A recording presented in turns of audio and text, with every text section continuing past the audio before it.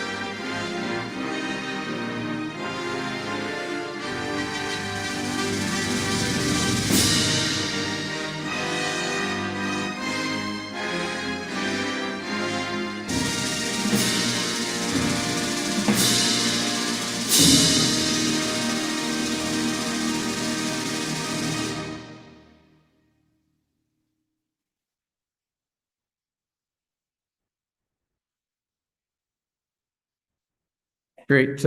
Thank you, everyone. As usual, we'll start this evening's meeting off with our rise and report from closed session. So we'll start off looking for a motion to rise and report from closed session. Moved by Councillor Shank, second by Councillor Hicks. If there's no further comments, questions, or concerns, all in favor of that motion? Opposed? Motion's carried. First matter, rise and report. Confidential SR-1397-2026 legal advice draft agreement. Look for a motion that council receive for information the confidential SR 1397-2026 legal advice draft agreement report, and further that council direct and authorize staff to proceed as directed in closed session. Moved by Councillor Martin, seconded by Councillor Norrie. If there's no further comments, questions, or concerns, all in favor of that motion? Opposed? The motion is carried. Second matter, confidential SR 1415-2026 OLT file 26-000596. The council received for information the confidential SR 1415-2026-OLT file 26-000596 report, and further that council directs staff to proceed as per closed session direction. Moved by Deputy Mayor Calvert, second by Councillor Martin. If there's no further comments, questions, or concerns, all in favor of that motion? Opposed? Motion's carried. And finally, confidential SR 1412-2026 land sale former Suddard lands that council received for information the confidential SR 1412-2026 land sale former Suddard lands report, and further that council directs staff to proceed as per closed session direction. Moved by Councillor Hicks, seconded by Councillor Shank. If there's no further comments, questions, or concerns, all in favor of that motion? Opposed? Motion's carried. We'll look for a motion to adopt the agenda as presented.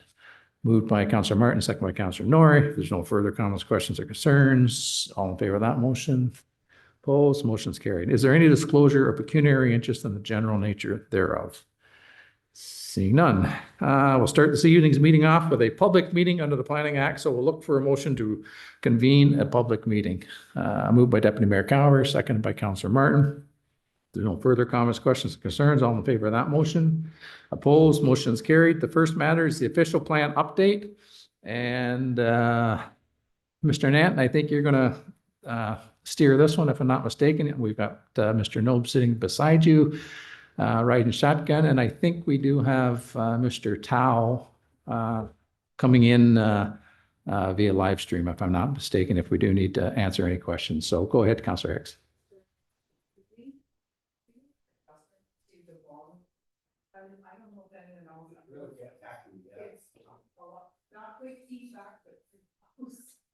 It's distracting. I'll see if I can move it further away. How does that work or no?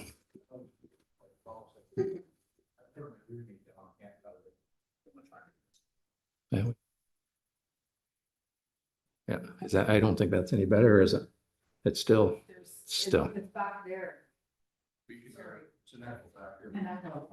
Okay, I'll try and maybe speak a little lighter. How's that sound? If that helps in a bit. If not, we'll take a break and try and fix it. So, Mr.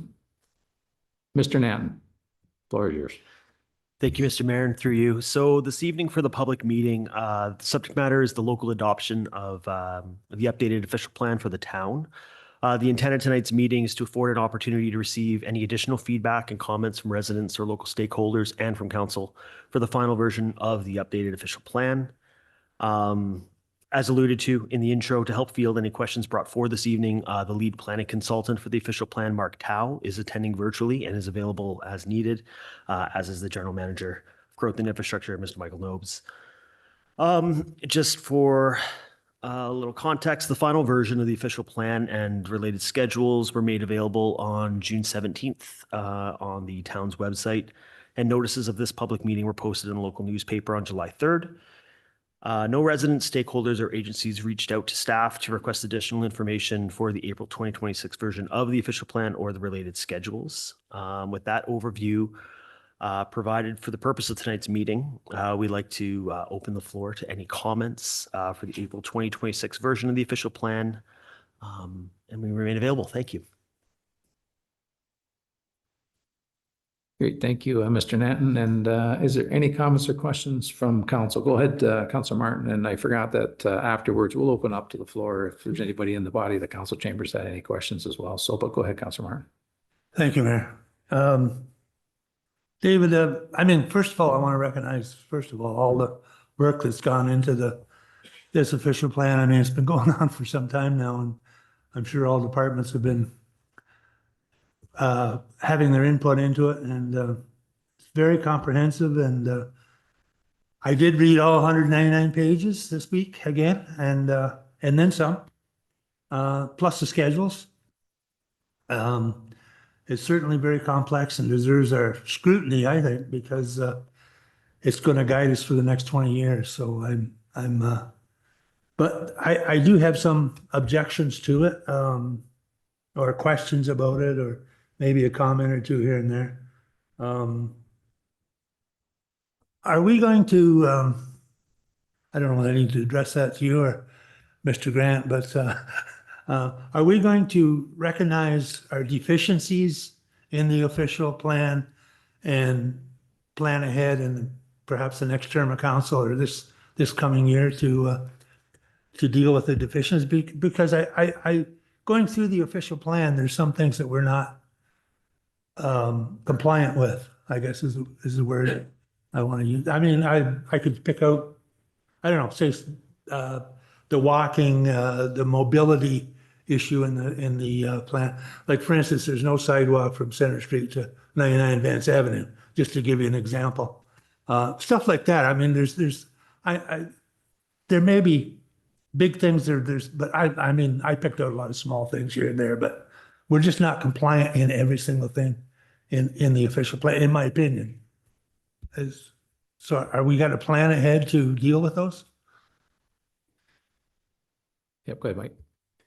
Through your worship, to Councillor Martin, the official plan is intended to be say a guiding document in that sense. So yes, so the official plan sets out what we strive to achieve effectively. Mm-hmm. So the mobility and connectivity, those examples, those guiding policies are identified in the official plan, and we look to those policies to help make budget level decisions, for example, and recommendations to council. So yes, it's a where would we like to be in an ideal world, and as we move through budget processes year by year and with different terms of council, we try to inch our way closer to where the official plan is striving to get us to. So yes, ultimately it's an iterative process to address the deficiencies that are raised, but ultimately it's a document identifying what we're striving to become.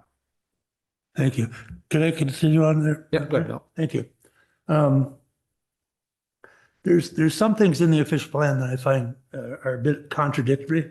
And I agree with the statement, you've got to read the whole thing through to put it all together, but there's a lot of things that are repeated over and over and over again in there. And I mean, I'm trying to criticize, I guess, the document, but I don't mean any personal. There's one of the things that I picked out, the limited sprawl existing infrastructure, prioritize infill development. And then there's another part of the official plan. I don't have the page number on here, but where you're protecting older neighborhoods.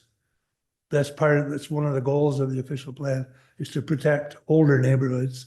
And yet you're saying infill and there's other places where you're looking to put extra units in the single family units. And I'm just thinking, okay, you're trying to protect an older subdivision maybe, but then you're also trying to increase the density of that neighborhood. So I'm just wondering how we're going to get to that, And then you've got, there's another part of it, a target of 10% of intensification. Is that going to be on new building, or is that going to be across the board on all the housing in Napanee?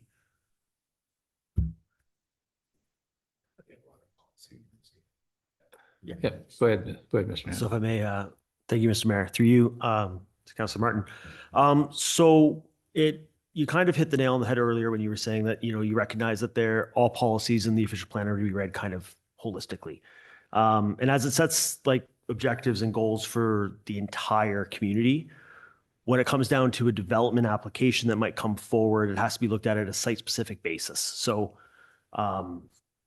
consideration for existing neighborhood would go in at the same time as saying, how do you make locally appropriate infill and intensification take place that is compatible? That's ultimately the goal of the policy frameworks with residential intensification. It can be hard. Can be hard to conceive without a development plan in front of us. But that's ultimately kind of the overarching goal where that comes from. Residential intensification targets are a requirement under kind of the broader policy framework that our official plan has to comply with. We need to have intensification targets that we're trying to achieve. These are targets, so they're not hard rules. It is not the zoning bylaw, which is more of a black and white authoritative stance of what needs to be achieved. This is an objective that we want to see vacant or underutilized parcels be better utilized in the town.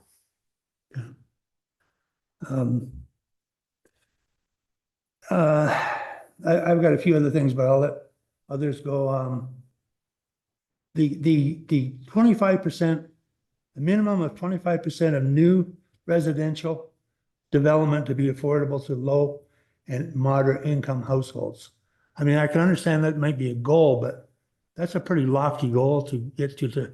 I mean, are we going to be asking developers to build low income housing along with their other development? Like 25% of new residential development to be affordable housing. Is that a goal, realistic goal?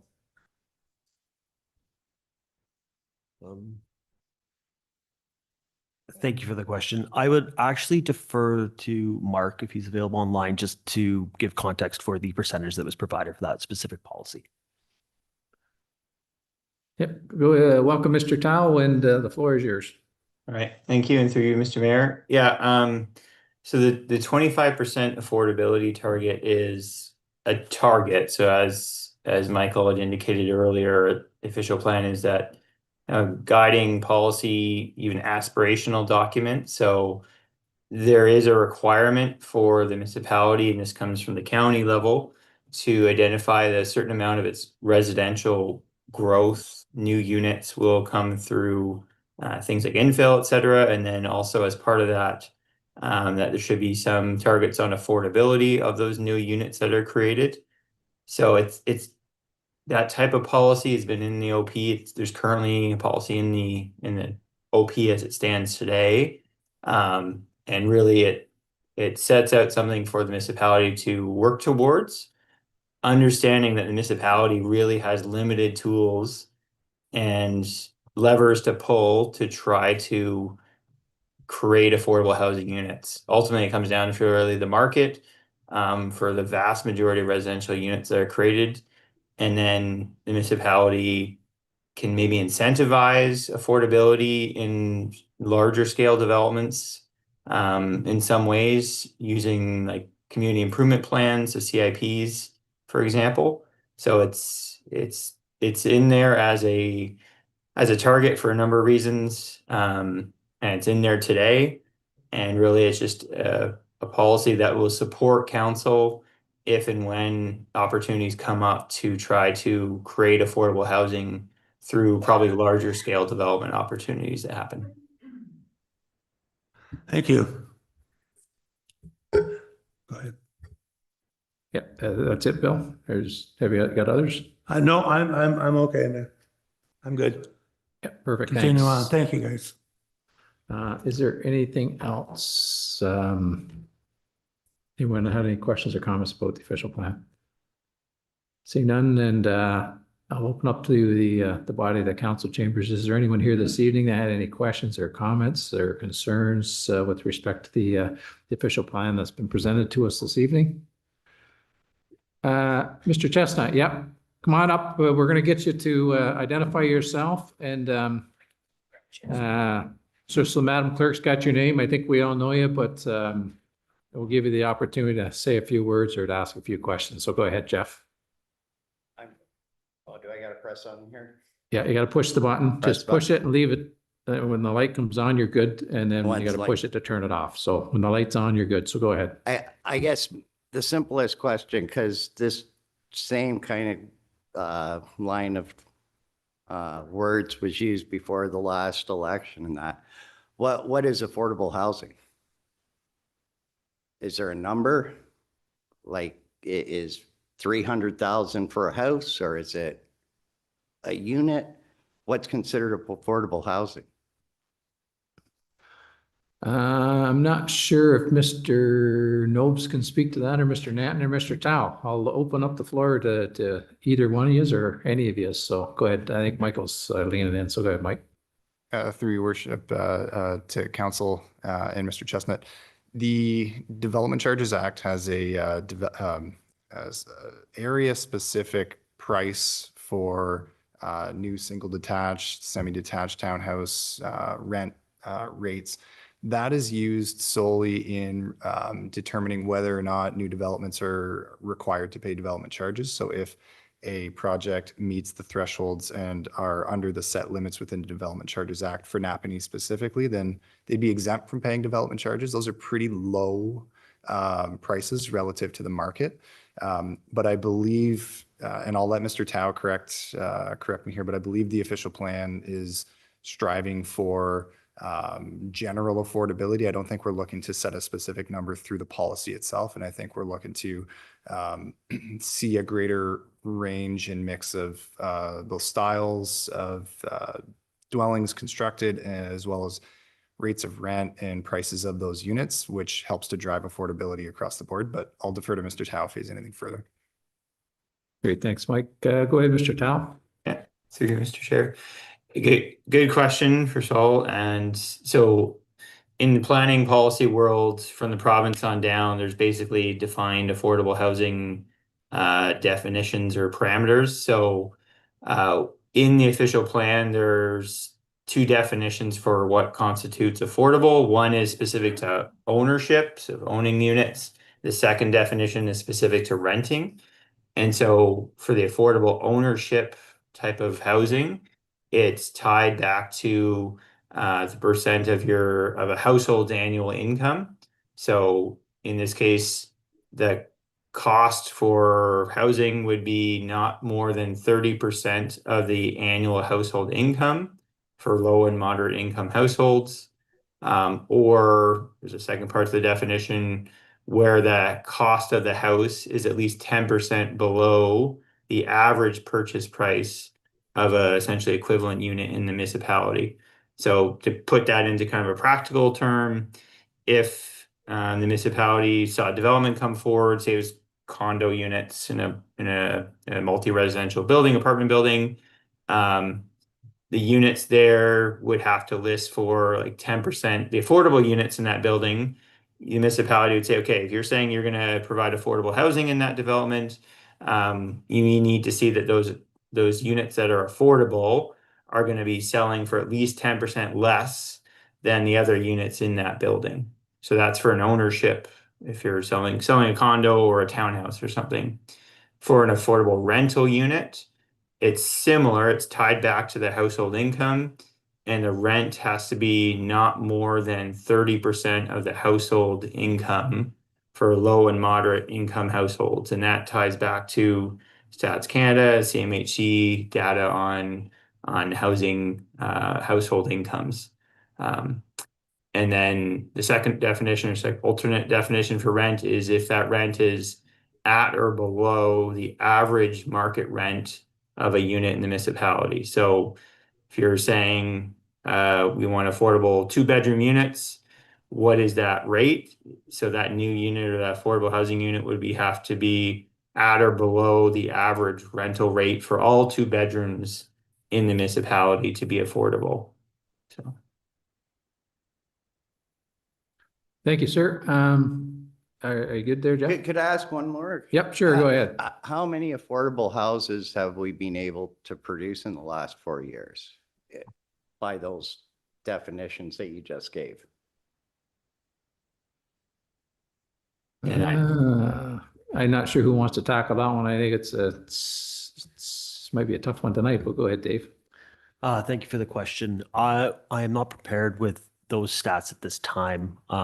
What I can say is that the service provider locally is the county of Lennox and Addington is the service provider for social housing and affordable housing, and we'd be looking to them to provide those stats, but we could follow up after the meeting at a different time. All right, thank you. Great, thanks. Thanks, Dave. Thanks, Jeff. Is there anything else? Go ahead, Bill. Thank you, Mayor. Guys, when is the drop dead date for having this passed? Through you, thank you for the question. There is no drop dead date necessarily. This has just been a process which has extended for, as you noted earlier, beyond 5 years. This is the third iteration of full circulation and comments resulting in a third and final draft of the official plan. So this evening, what we brought forward through the public meeting and we'll address later in the agenda is a request for council to consider local adoption of an official plan amendment to accept the changes proposed to the official plan and the related schedules. Right. And then there's a process to follow to kind of bring that into becoming into force and effect. Well, I'm just wondering because in reading the official plan, it says to engage and meaningfully consult with the public in accordance with the requirements of the Planning Act. And I'm just wondering if it wouldn't have been beneficial to have had one more public meeting, open house, as like we had back in April when, because we had quite a turnout then. And I got a feeling that tomorrow the phones are going to start ringing, and because they're only going to be finding out about this tonight.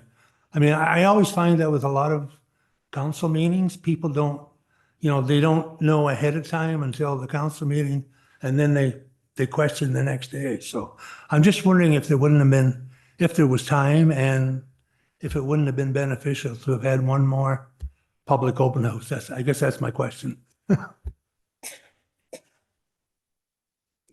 Through your worship, to Councilor Martin, certainly it's if that's council's directive, we can do that. from the most recent issuances of draft documents. So since the last open house, we've not had a lot of public feedback on the documents themselves. We have had a lot of inquiries. We've responded to those inquiries and had some good dialogue and explained rationale. But if council so desires, that is something that could be done. But as Mr. Nathan said, local adoption is one thing, but this then goes on to the county for their review and approval. So what we adopt tonight might get changed by the county, through the course of their review anyway. So it's hard to say. Our official plan needs to conform with the county official plan, and they're ultimately our approval authority. So tonight we're proposing to adopt it locally to then send it on up to the county to see if they have any further comments and or red lines effectively to the document itself.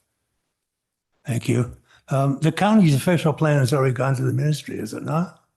And then it comes back, and I'm not sure how the whole system works, but I think either Mr. Natton probably can answer that. Thank you for the question through you. So in the context of the upper tier system, so the county's official plan through official plan 3 is currently with the ministry for review and comment. Okay. I believe that is a well advanced process at this time. So I think they're hoping for kind of approval in short order. Once the county's official plan is then enforced in effect, the lower tier we can submit then to the county to update our official plan that will be in conformity with their new official plan. Okay. But it's not 100% that we have to have it when they get their official plan back, and we have to give them ours. That we have a time frame. We can decide. Is that right? Yes. Okay. Through you. It doesn't have to follow exactly. It's just there's benefits to the ministry having reviewed the county official plan. Ours is to conform with it. It can help with the overall timelines. Okay. Thanks, David. Thank you, Mayor. Yep. Thanks, Bill. Is there anything else, Councillor Hicks? Thank you, through you, your worship.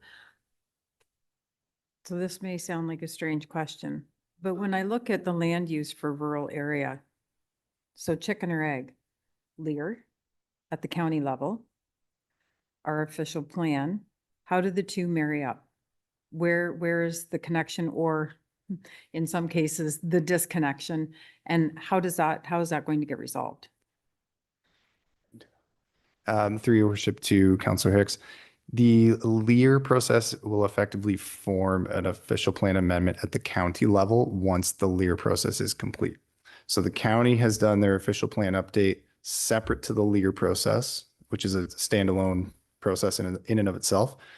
Once that process concludes, the county will pass an official plan amendment to incorporate the findings of the Lear, send it to the ministry for approval, assuming the ministry approves. It would then come into force and effect at the county level, and the town would simply have to take the Lear findings and put the same findings on our schedules, because our official plan needs to conform with the county's.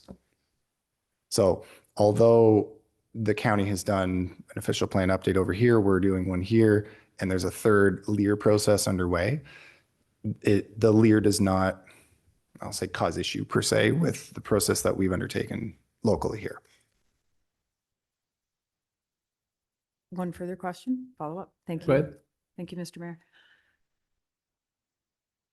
Were the concerns raised by the residents of Greater Napanee, and Stone Mills and Loyalist and Addington Highlands, at their public meeting for the Lear, were they taken in context and addressed so that they could then be incorporated in the official plan? Or are we going to get to the position where we were, I've lost track of days, but I'll say 4 or 5 months ago, where this is what was coming down from the county on the Lear, and there was a huge disconnect as to what was actually being used as prime egg and or waterfront residential, et cetera, et cetera. What happens when we get to that point? Is that a clear question or more of a statement? I don't know. Thanks for the question through you.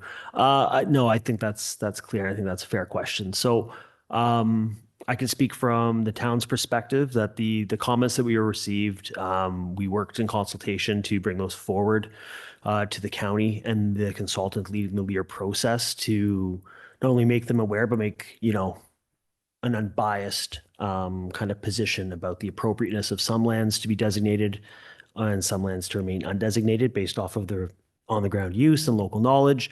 The intent is that those changes have been made where they can be, because it has to follow a methodology and study findings. Soil classification being the real mark there. And then, not to kind of skirt it, but the other consideration with the LEAR is going to be that the county is going to propose what they propose, and the ministry is also going to have a final say to that process as well. They're going to have some say to the mapping, so it has to kind of all fit. So I don't know if that helps answer your question. It was the answer I expected. So, Your worship, I would just add, from my recollection from the most recent draft mapping and seeing comments going back and forth between the working group and the county and the consultant, I think they're in a pretty good spot. I think a lot of the working group comments have been addressed okay. by my recollection. So I think we started out on one side of the spectrum. I think we're coming right into more or less the middle of the spectrum of where things should be heading here. So more or less, I think a lot of the comments were addressed and concerns raised within our borders. I'm not sure about Stone Mills and others, but I believe for ours, they were. One more. Thank you for indulging me, Mr. Mayor. So the prime ag lands that are listed on Schedule A, that's what we want to see. That's what we expect to see. That is what it is now. I'm just in the context of what is ultimately going to come down from the county. Yeah. Yes, sir. Thank you for the question through you. The designations shown on the schedules that were attached to this agenda are the ones that this is the in effect, this is the knowledge that we have. Okay. That is the schedule, and those are the designations, the prime ag that is potentially subject to change based on the findings of the LEAR. Okay. Thank you. Clear as Mississippi mud. Thanks. Thanks, Councilor Hicks. Go ahead, Deputy Mayor Gower.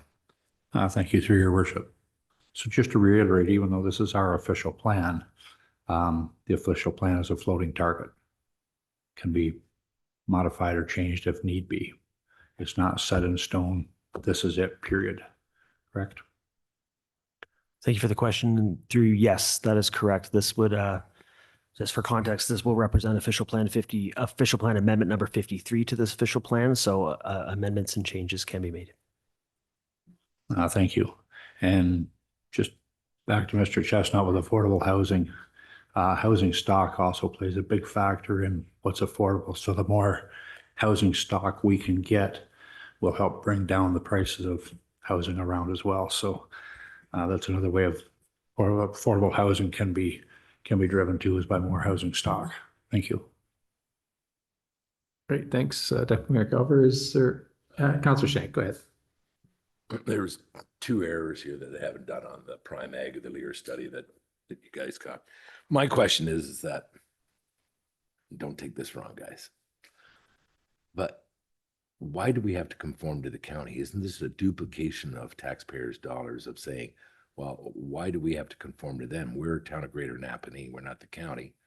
And I mean, 30% of the county is crown land, 4% is federal crown land. You know what I mean? And there's certain jurisdictions, they have just as much say in those areas that somebody has in an urban area. But all I'm saying is why do we have to send it to them for them to conform it? Like, why don't we just use theirs then? You know what I mean? Like, I don't understand it. It just seems like a duplication of services for me and just a waste of I just like to us rule our own area, because I know when we went through this LEAR things, because there was two, because here's one, hydro store at County Road 22. It's all prime ag right now. So should that be done after the fact? Because I know you can do an official plan amendment, but I think what is it, a 10 grand touch now, boys? Sorry to be, I know it's quite a touch to do an official plan amendment, but you can change anything. It's going to cost the taxpayers a lot of money for the person that wants to change it. But there's my rant for basically, I just see going, why does it have to go to the county when we represent town of Greater Napanee? You know what I mean? So I don't know if you want to answer that. You can just say I decline, and that'd be understandable, but that's the mayor and deputy mayor's job to fight that battle. Yeah. And I think the conversation you want to have, Mr. Nant will answer, but I think the conversation you want to have is probably best for another day, because I think I know where you're going with it, but I'll let Mr. Nant give you the official answer on it. So go ahead, Dave. Thank you for the question and comments and through you. So the rules are set out in terms of the conformity by the province. The province states to the provincial planning statement that the upper tier sets the framework, and within the two-tiered system, the lower tiers have to conform. Now, the intent is that an upper tier official plan is really supposed to be more of a 10,000 feet up, as opposed to the granular, which is where we get to have input and direction on what are the policies and objectives that really are important to this community that we know and we value and we want to see happen. That's really how the structure is supposed to work. So I know we're using the words like, which is true, that we have to submit because we have to conform, and there's an exercise that we have to produce, and the schedules all have to align. But outside of the schedules and things like population projections, we have some say in our policy framework, which we've tried to leverage. Mike. Here's another one, because it's a small community. Even though I live deep south, all right, it takes about 2 minutes, then I hear somebody phones in here. I hear something about it. It's been mentioned in town about restriction of basically the urban area for expansion of use. Has that been addressed through the official plan? It's out of my, you know what I mean? Like, should we be going wider? Should we be going smaller in certain areas? Are we out as far as we should be out? You do this every day. Through your worship, I'll start, and I'll ask Mr. Tao to jump in from his perspective. Our current day official plan urban area is massive. It far exceeds the land area needs of the life of the official plan. It was seemingly a carryover from pre-amalgamation days, or at the date of amalgamation, the urban boundary was set based on what it is currently. But the amount of area that we would have to grow into that to accommodate the population projections that the county's provided to us over the life of the official plan, they're massive. Like, there's a gross difference there. So what we looked to do in that exercise was to really scope where it makes sense to grow within the lifetime of the official plan and still have room left over within the boundaries to grow if we exceed those. But what the province has done in recent amendments to the Planning Act and PPS is give landowners the ability to request site-specific review locally to enlarge an official plan, or to enlarge an urban boundary to encompass their lands if there's good merit to it, for example. So we modify the urban boundary, and a short time later, somebody says, oh, you know what, I want to be brought in because I have this justification. There's more ability at the local and county levels to make those changes than there was previously. You'd have to wait on a certain time interval to address that. There's more flexibility now in that sense. So we have the means to expand a certain area if it needs to be, just because this is just like a template, maybe at a 5,000 foot level. All right. So okay, that answers my question. Like, basically what you've done, we've had a large enough area to encompass what we have right now. Correct. Yeah, we have a large enough area to encompass what we foresee over the life of the plan. Yes. Yeah. Sorry if I can. Yep, go ahead, Mr. Tao. I think you're going to weigh in as well. Yeah. Michael gave a fine answer. The only thing I would add to it too is, in this case, because we actually the town wanted to expand the boundary in the west end, out Bridge Street West, et cetera, Highway 2 which is where the town has invested in roads and infrastructure and where growth is going. The town wanted to expand the boundary slightly to the west so that it could take advantage of the roads and infrastructure as well as the new county road that would come down and connect between Highway 2 and Bridge Street West. In order to get the county and by extension the province to approve that expansion as part of this OP update, we had to pull back in on the boundary in other areas because the province, because their boundary is so large right now and we have way more room than we need, which as Michael said, the county and the province has said, okay, if you're going to expand over here, you have to contract over here and kind of right size the urban boundary. So the town was also kind of forced to do that contraction so that we could expand elsewhere where it made sense to have more urban growth. So just to add that element to it as well. Great, thanks, Mr. Snow. Makes sense. Go ahead, Councilor Hicks. Thank you, Mr. Mayor. Yeah, it was interesting looking at all of the maps individually and jumping back and forth between trying to remember where you saw, for instance, an future urban settlement, and then looking at the transportation map and looking at where you're seeing future arterial roads, et cetera. And once you start laying things one over the other, it started to make more sense, if you will. So that was just from my own perspective. Have you got the ability to do, well, of course you do, to overlay these? Like, can you take the urban map, put the transportation map over top of it so you can actually see? I'll make an appointment someday because I'd like to see it all on one page. Thank you. Great, thanks, Ange. Is there anything else? Seeing none, just quite briefly, Mr. Nobes or Mr. Nat, and there's been an extensive amount of work that's gone into this. And obviously, just from our conversations tonight, the town of Greater Napanee has been extremely involved with Mr. Tao and his organization in order to build this official plan, I guess is what it is. My quick question is that we've dotted all the i's and crossed all the t's as far as any legislative things that we have to do. Am I correct there? Thank you for the question. Through you, yes, the plan is deemed to meet all of the objectives and requirements. And I mean, obviously, we've had over the course of the number of months that we've been doing this, we've had a number of concerns. Those concerns, as best that we know, have been addressed. Yes. Generally speaking, we've brought all the concerns forward, and where they do not reside with us in terms of final approval, they've been appropriately brought to the approval authorities.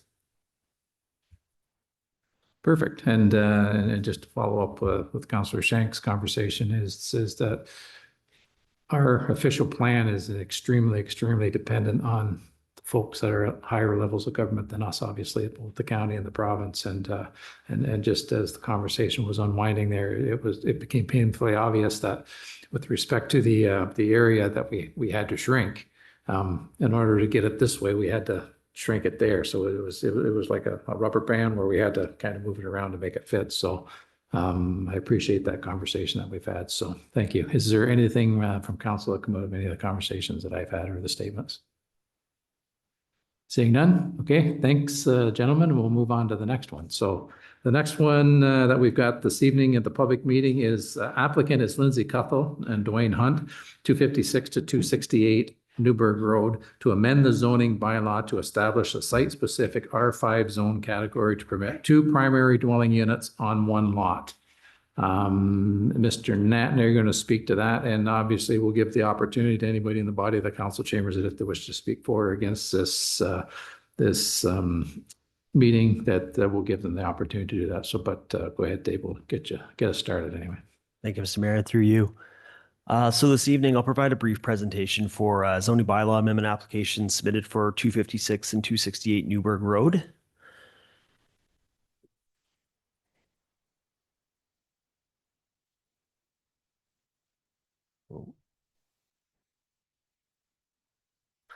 Just to begin with some site context. So the site shown on this slide outlined in red is approximately 0.8 acres in area on the south side of County Road 1, being Newburgh Road.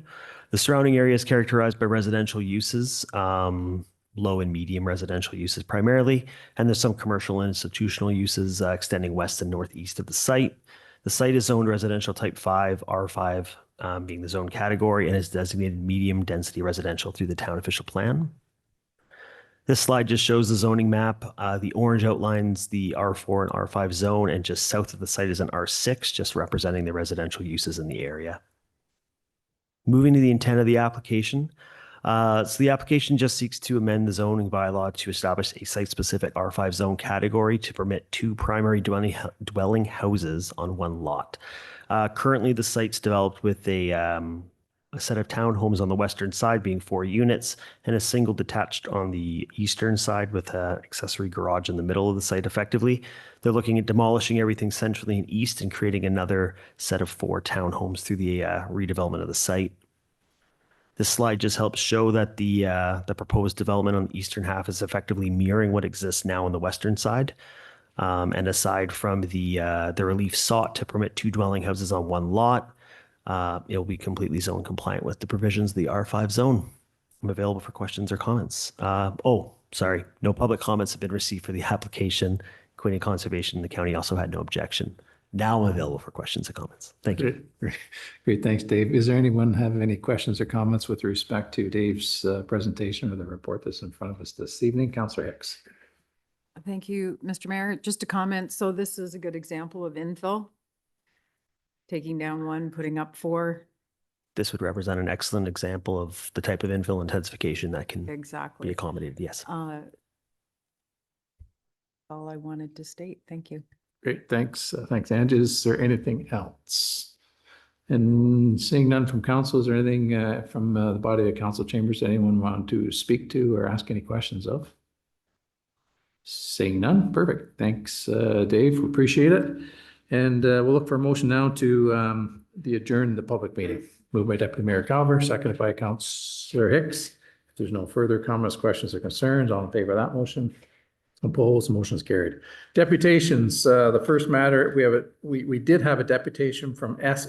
Udall. Unfortunately, Mr. Udall wasn't able to be here this evening. He was sick, so we're going to allow Mr. Udall to reach out to us when he's feeling better. So we won't be doing that this evening. The next matter is a deputation from Julie Bogdanowicz, and I believe Ms. Bogdanowicz is going to come in via Zoom, if I'm not mistaken. So is she in the room there, Kathy? So whenever she's ready, we'll get her onto the screen. There she is. Welcome, Julie. How are you this evening? Can you hear us all right? I can hear you. Can you hear me? Yep, we can hear you. So the floor is yours whenever you're ready. Thank you very much. Just give me a second. I'm going to pull up my presentation.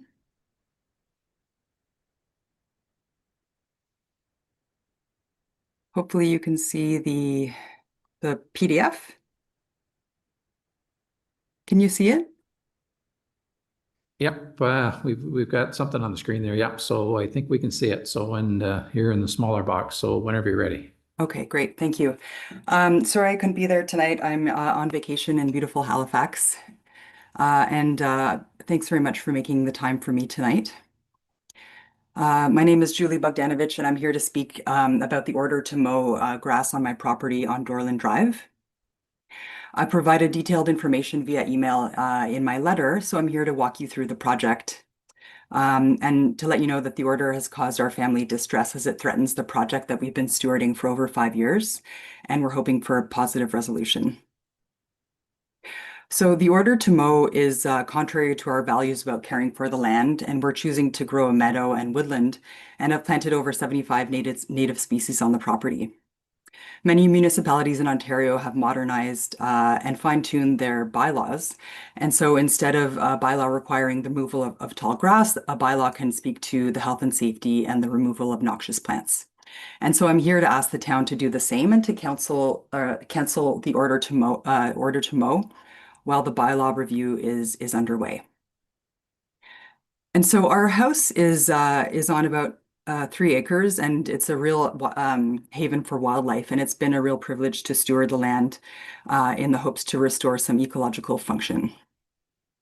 We have 2 properties. The 73 Dorland Drive property is the one closest to our house. It's mostly a kind of front lawn area, and 37 Dorland is what we call the back 40, where we're doing a lot of ecological restoration. And then there are further vacant properties to the south of us that would be at the top of this image. This is the entrance to the house property. There's a stormwater swale. We're trying to renaturalize the edges along the swale. And and then this is the frontage of 37 Dorland Drive. That's the back 40. And it's very hard to photograph the project in a way that speaks to it being attractive. And we think that's okay because the overall goal here is to prioritize ecological function over aesthetic qualities. And and we're also very much interested in raising kids in natural environments and allowing them places to learn about ecology and have some free nature play. We've been very adamant about removing noxious weeds from every edge of the property. We do so frequently, including garlic mustard. We're trying to restore this one area with some violet. We're letting the wild raspberry grow at the base of trees. We're finding that the wildlife is thriving there. And again, it's always an opportunity for our children to learn about nature. This is the view from the lot. This is a very large stand of milkweed, which is the primary food source for the monarch butterfly. And then this is a bit of information here about how the tall grass actually helps protect the plants that we've planted. And we've received a grant from Quinte Conservation, and we've invested over $10,000 in the restoration project so far. So you can see how the tall grass helps to shelter the new seedlings. It keeps the soil cool, it retains water in the soil, and so it's very much a critical part of the ecosystem. You can see here again along the kind of the stormwater swale. We're kind of creating these little pockets of habitat, and this is another one on the 37 Dorland property closer to the road. You can see further beyond this image, we have in the swale there are cattails and there are grasses intermixed with this with that stormwater swale. And the bylaw requires us to remove the grasses. And as you can understand, it's impractical to remove the grasses that are amongst the cattails. On other parts of the property, there's a wildflower meadow. And again, all of these species rely on the tall grasses to exist. Other examples of plants that we're stewarding on the property here. And then throughout the tall grass, we've carved paths to provide circulation, to provide maintenance routes to the planting, and to provide different areas to relax. And then on the property, we're also trying to cultivate food plants as much as possible. Again, these are opportunities for our children to learn about nature. We have a small willow stand, and this is, again, the tall grass helps to protect the soil. And one of the things that we've noticed is that the fireflies have returned. So by restoring the areas that are wet meadows and marshes, that's the prime habitat for the fireflies. And so we're trying very much to leave the leaves and allow that habitat to kind of allow the fireflies to return, and they're kind of a threatened species. And my last slide is just to show the neighbor to the south of us who also received an order to mow. And you can see that before he mowed, there was a beautiful, lush milkweed meadow on his property. And then after, it's sort of, the scorched earth situation, which I believe that, all biodiversity was removed and it's not a better situation. So I'll just pull down the presentation and just to elaborate a little bit more on the situation. So I'm a registered architect and I work for city planning in the city planning department of another municipality. And I know firsthand how cities can evolve and modernize their bylaws to be more specific about health, safety, and sustainability. Lorraine Johnson was going to debut tonight, but unfortunately she had a family emergency. But you've received her letter, and she's a renowned author and advocate for natural gardens. You've also received a letter from Nina Marie Lister, who runs the Ecological Design Lab at Toronto Metropolitan University. And both Lorraine and Nina Marie have advised 7 municipalities on how to modernize their bylaws. And so they have demonstrated that there is a way to allow natural gardens while still having enforcement for health and safety risks. In my letter, I've linked to the Ecological Design Lab's website and linked to some toolkits that help municipalities modernize their bylaw with the model bylaw. And so with these tools, we're not asking you to reinvent the wheel. We're just asking you to, again, evolve in keeping with the trend for natural gardens. And the website also includes court cases that set a precedent for a property owner's right to natural garden, as well as other court cases where property owners sued the municipality for forcefully removing the garden and winning the case and receiving damages. And so I'm hopeful that council agrees to begin the process of updating the bylaw. And in the meantime, I ask for the order to mow that be canceled. And so finally, just to go over a few of the cases in the courts. The courts have ruled that naturalization is a constitutionally protected right subject to health and safety restrictions, according to the Bell decision. And this right extends to the public boulevard, according to the Counter decision. And so what the decisions show is that a municipality can be very vulnerable to losing a court challenge because its bylaws don't conform to the court decisions. And so finally, proactively updating the bylaws, I think, is in everyone's best interest. And there are a lot of resources, as I mentioned, to help the town. So that's the end of my statement. Thank you very much. Great, just hang tight, Julie. We'll see if council has any comments or questions for you. Council, do you have any questions or comments for Ms. Bogdanowicz with respect to her presentation? Go ahead, Deputy Mayor Calver. Thank you. And I'm glad you noticed the fireflies are back this year as well. They're back very thick this year and enjoyable to watch. I just want to thank you for making that comment because I've watched them every year. They've been disappearing, but they're back thriving really well this year. Great. Thanks, Deputy Mayor Calver. Councillor Shank. My question is the point in question is that the property is 37 Dorland Drive, not 73, correct? Everybody agrees with me there? Yep, I can agree with you. Yeah, sorry, Julie, what's the actual address? Is it 37 or 73, or are they two separate properties? They're two separate properties. They're owned by me. They're next to each other. The order was on 37 Dorland. Yeah. So the point is you have a rural development subdivision there, and the lot that she lives on is 73. Now that's an unmaintained municipal road that goes through there, does it not? Has somebody researched that? Because this property was brought up before a tile bed, wasn't it not? We had previously come in for, the tile bed for the septic system. Yeah.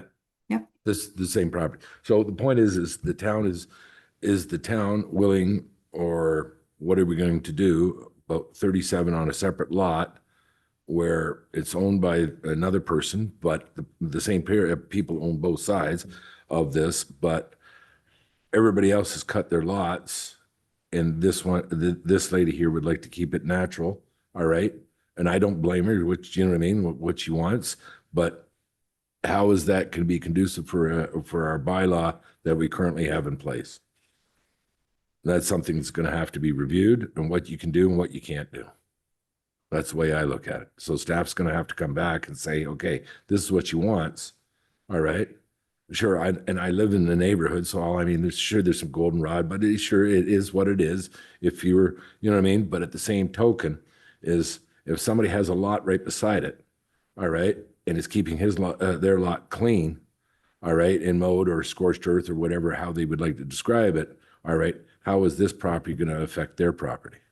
All right. That's what that the municipality is going to have to look at, because if you let this one be a natural total lot, all right, then there's going to be other people in the community also who's going to do the exact same thing. I just want to be fair with everybody. And that's something that staff, I don't believe, would be able to have an answer to me tonight. Correct? No, and that's correct, Councillor Shank. I mean, usually with deputations, we listen and then we direct staff to bring back a report at a later date. So obviously this is, with the exception of some correspondence that we've seen, this is the first that we've seen of it. And so obviously we're not in a position this evening, and very rarely are we with deputations to make decisions such as these. I'll comment a little bit further, but you're absolutely right. So I'll let the rest of council ask some questions first. Go ahead, Councillor Norrie. Well, not really a question, but as I, with some humor, say I'm a city boy, moved to a small town living in an urban area. So my wife and I Sunday drove out here. It's absolutely beautiful what she's done. You can see the noxious weeds are gone, which being on Quinte Conservation, I've learned a lot about. It doesn't have to be a pristine garden of flowers. This was quite something to see. So I really think we have to rethink this, because maybe people with backyards like where I live near the hospital might want to have it looking like that. You know, make it more for the butterflies and that. So just congratulations. It was a nice drive coming out there, and it's a beautiful spot. So I'm in favor of us looking into this and modernizing. Yeah, and I'll address that, but I'll let everybody have their say first. Councillor Norrie, go ahead, Councillor Martin. Thank you, Mayor. Julie, it's nice to see you. Nice to put a face to the conversation that we had on Sunday and yesterday. I hope you're enjoying your vacation over there. I, like Councillor Norrie, I was out there on Saturday, and I walked your property a bit there, and the naturalized lawns, I mean, I really think we need to amend our bylaw to accept the fact that one size doesn't always fit all. The order to mow, I think, should be suspended or whatever until staff can look at the bylaw. And I'd also, I think, recommend that there should be an appeal process put in there if somebody gets an order to do whatever, whether it's mowing or whatever. There should be an appeal process. So I would want to see staff do that, but I also don't want to see, I think that your order to mow is up tomorrow, is it not? Yes. Okay. So I'd like to, I don't know what do we have to do to, do you want me to put a motion, Mr. Mayor? Yeah, we're looking for a motion here shortly, Bill. I want to just let everybody have an opportunity to ask some questions and make some comments. Okay, can I just add? Yep, go ahead. My instincts are that, I mean, for example, I have milkweed in my own backyard and coneflowers, and I'm trying to attract bees and butterflies. And I understand what you're doing out there, and not just the pollinators, but you're actually amending the soil while you're going along out there. So, and I see no noxious weeds, which I think that's what we really want to get to, is noxious weeds, not whether somebody's got a naturalized lawn. So I'm done with that. Thank you, Julie, for being on here tonight. Thanks, Councillor Martin. Is there anything else before I weigh in? Go ahead, Councillor Shank. I agree with everybody to do what they would like. You know what I mean? I own a fair chunk of land. So all I'm saying, all I care is that anybody to the west side, that there's no wild parsnip in that area, especially no fleabane. Like fleabane, you can't kill it. All right. And one of those weeds has millions of seeds and will spread. It came from Western Ontario, and you'll see farmers fighting it from one end of this province to the other end of the province. All right. Roundup doesn't even kill it. So all I'm saying is as long as these are done in a tactful and smart manner, because what you let one, that's the reason why it's got to be definitely reviewed. Put a hold on this so everybody can enjoy their holiday and everything else. But in the meantime, let the staff review it, take a look at it, see what can be done, what's appropriate action, because what you do for one is going to be done for everybody else. That's all I'm saying. So there we go. That was my last comments. Great, thanks. Councillor Shank, Deputy Mayor Calver. Thank you, through your worship. And this is a question for Councillor Shank. I would, when it comes to a farming question and weeds and spraying, you would be the expert in this room. Milkweed, how difficult is it to control? What kind of, when the seeds go into the air and they land in your field, what kind of spray chemical do you have to put on that field to combat the milkweed from taking over? If you can, Mike, I know. It's a broadleaf weed, so I'm not going to say what chemical you can use on it, but all I'm saying under MAFRA, there's definitely, milkweed isn't a thing. In our pastures, a lot of the pastures that we have is we'll go ahead and spray a herbicide to keep the thistles and other stuff down. All right. But we have a lot of, my grandchildren love their monarch butterflies. So we have milkweed everywhere. Is it taking away any of the feedstock that you would for the grazing or anything else? No. But if it's done smartly, fine. But I've been farming for over 50 years and I've been dealing with chemicals for over 50 years. But if somebody goes ahead and just wants to go ahead and just say, oh, I want to have a natural thing, as long as there's some rules behind what you can do and what you can't do on that, that's something that has to be investigated. This lady must have done her homework on what she's done on that property, but might be people that are not. I just want to make sure that all the T's are crossed and I's are dotted, so it's done right for everybody to use. Because there is going to be individuals that are going to go ahead and say, I don't have to cut my lawn now because, hey, I have a naturalized lawn, so I'm going to have a whole bunch of thistles or a wild parsnip. And then all of a sudden the neighbor's child kicks a ball over, goes through the wild parsnip, right, and gets some of the juice on their arms and in the sun, and all of a sudden now they have blisters for everything. So as long as it's done smartly and they've reviewed it and they have some bylaw that is enforceable, at the same time, let people like this go ahead and have certain things in certain areas that are not affecting their neighbors, then I don't have a problem with it. Thanks, Councillor Shank. Councillor Hicks. Thank you through you, Your Worship. Hi, Julie. So I live out in the country, not close to any other neighbors. We do cut our grass. My husband has chronic Lyme disease. And I'm just curious if you have any concerns about ticks. Have you experienced this?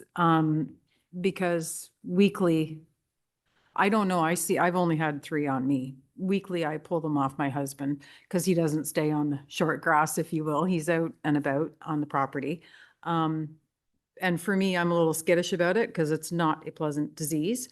So I'm just wondering if you've had any concerns about that. Like I see you've got paths cut, but kids are kids.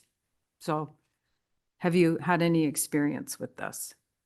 We've had a tick a few years ago and it wasn't at the property, and we check daily when we're out there, and we haven't had any ticks this season or last year.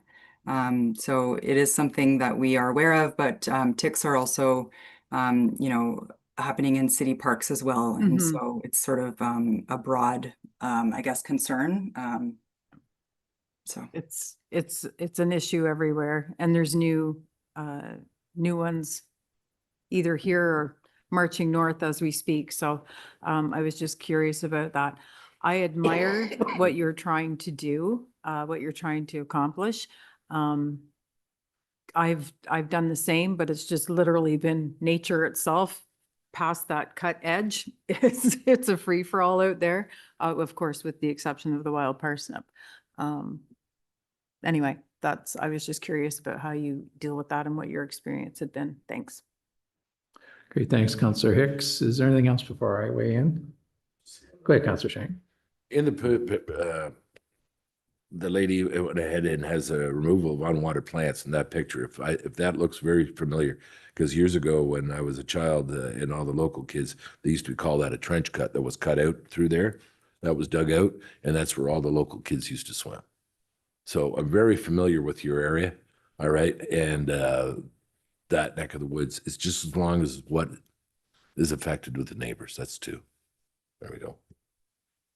Great, thanks, Mike. Kind of a nice lead in for me. So is there anything else?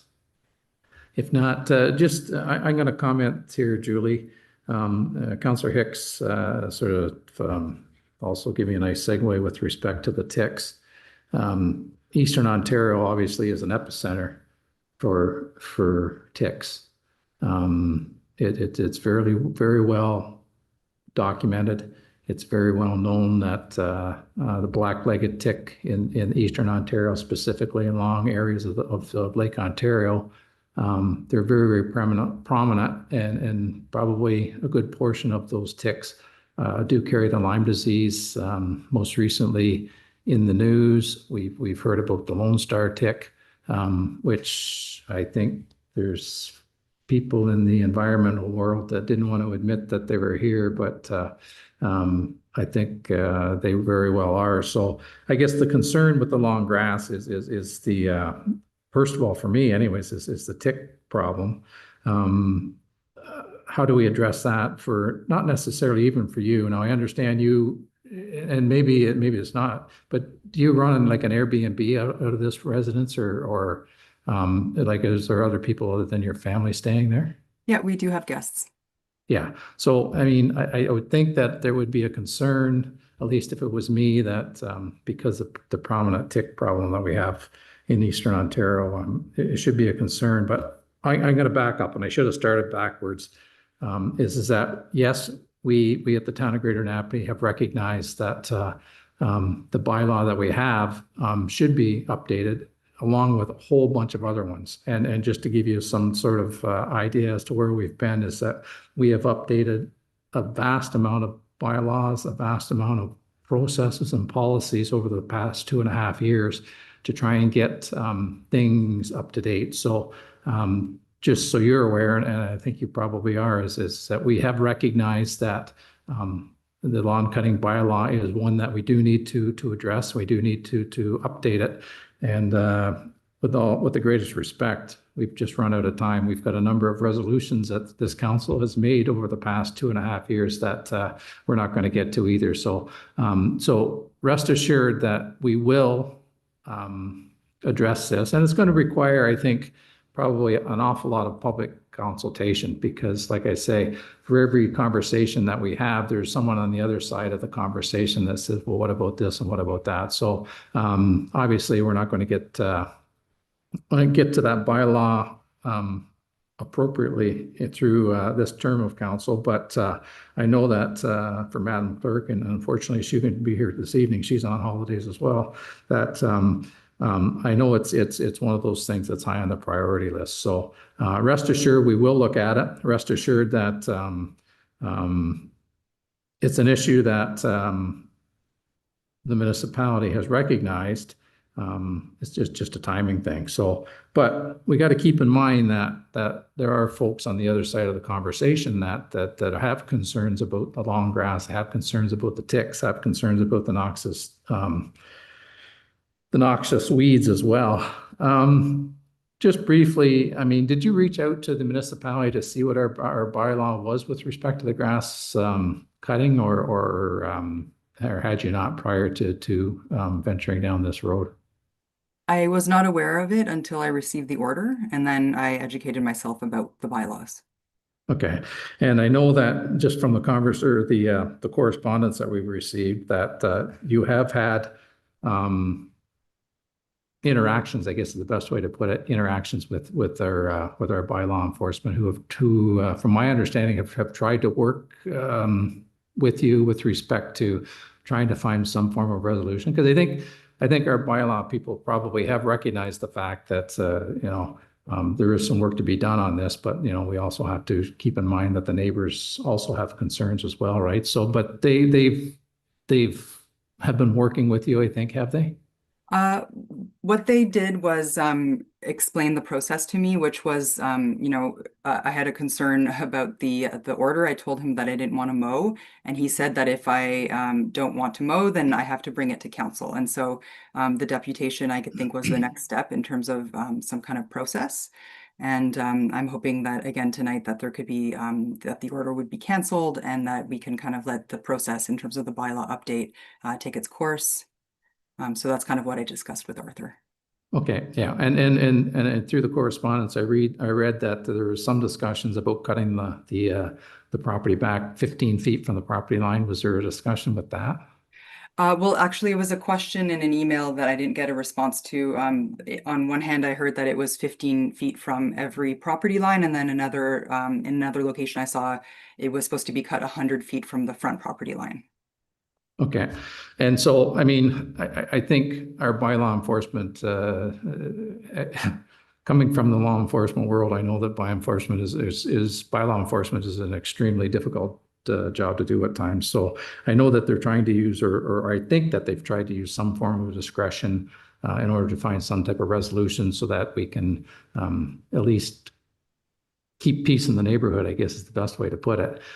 Is there a problem with cutting the grass 15 feet back from the property line in order to give some reprieve to the neighbors without completely destroying or aggravating what you've built there? Yes, most of the areas that I've showed you tonight are within the 15 feet, and I do have the stormwater swales along two of my property lines, and so that's where the cattails are and so on. So that's kind of the most I would say sensitive areas, which I will not be mowing. Okay. I think I've probably provided you with just about as much information that I can provide you with. Like I say, rest assured that it is on the to-do list, and our to-do list is getting shorter. However, we've been constantly playing catch up. So I thank you for answering my questions, and I'm going to offer up to council to see if I may have tweaked any thoughts or ideas or questions that they may have come out. So council, is there anything further you would like to discuss with Ms. Bogdanowitz? And I see Councillor Martin's hand, so go ahead, Bill. Well, Mayor, I still think we need to suspend or cancel the order to mow, at least temporarily, until bylaw can have perhaps review the bylaw or review what we can do to improve our bylaw. Due to the fact that it's tomorrow when her order is due, I think we need to do something about that tonight as well. And like I said, I'd be prepared to make a motion to that effect. Okay, thank you, Bill. Is there anything else before I go back to Councillor Martin? Nope, go ahead, Bill. And we'll try and help you out through here. So go ahead. Maybe you can fashion a motion here for me, but because I'm on the spot. But my motion would be that we suspend the order to mow and let, like I said, bylaw review our bylaws. And I don't know if suspension would be a good thing, though.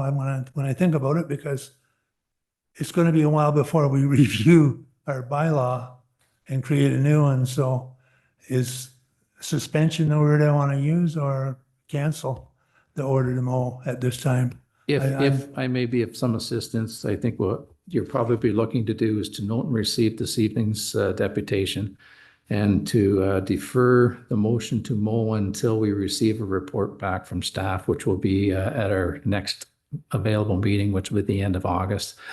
It will be able to provide us with, I'm sure, a lot of the information we've heard tonight, but it may be able to provide us with more information. So I think probably it would be appropriate to suspend it until the 28th of August, when staff can come back and actually give us some facts, as opposed to me trying to pick and choose from correspondences and also stuff that I've read. So, Mr. Grant. So through you, Mr. Mayor, and I think that would be appropriate. I think staff can come back and talk about what a review process would look like. I think his worship is correct that this would require reasonable amounts of public consultation. One of the number one complaints we get in bylaw services is unkept lawns, which I appreciate.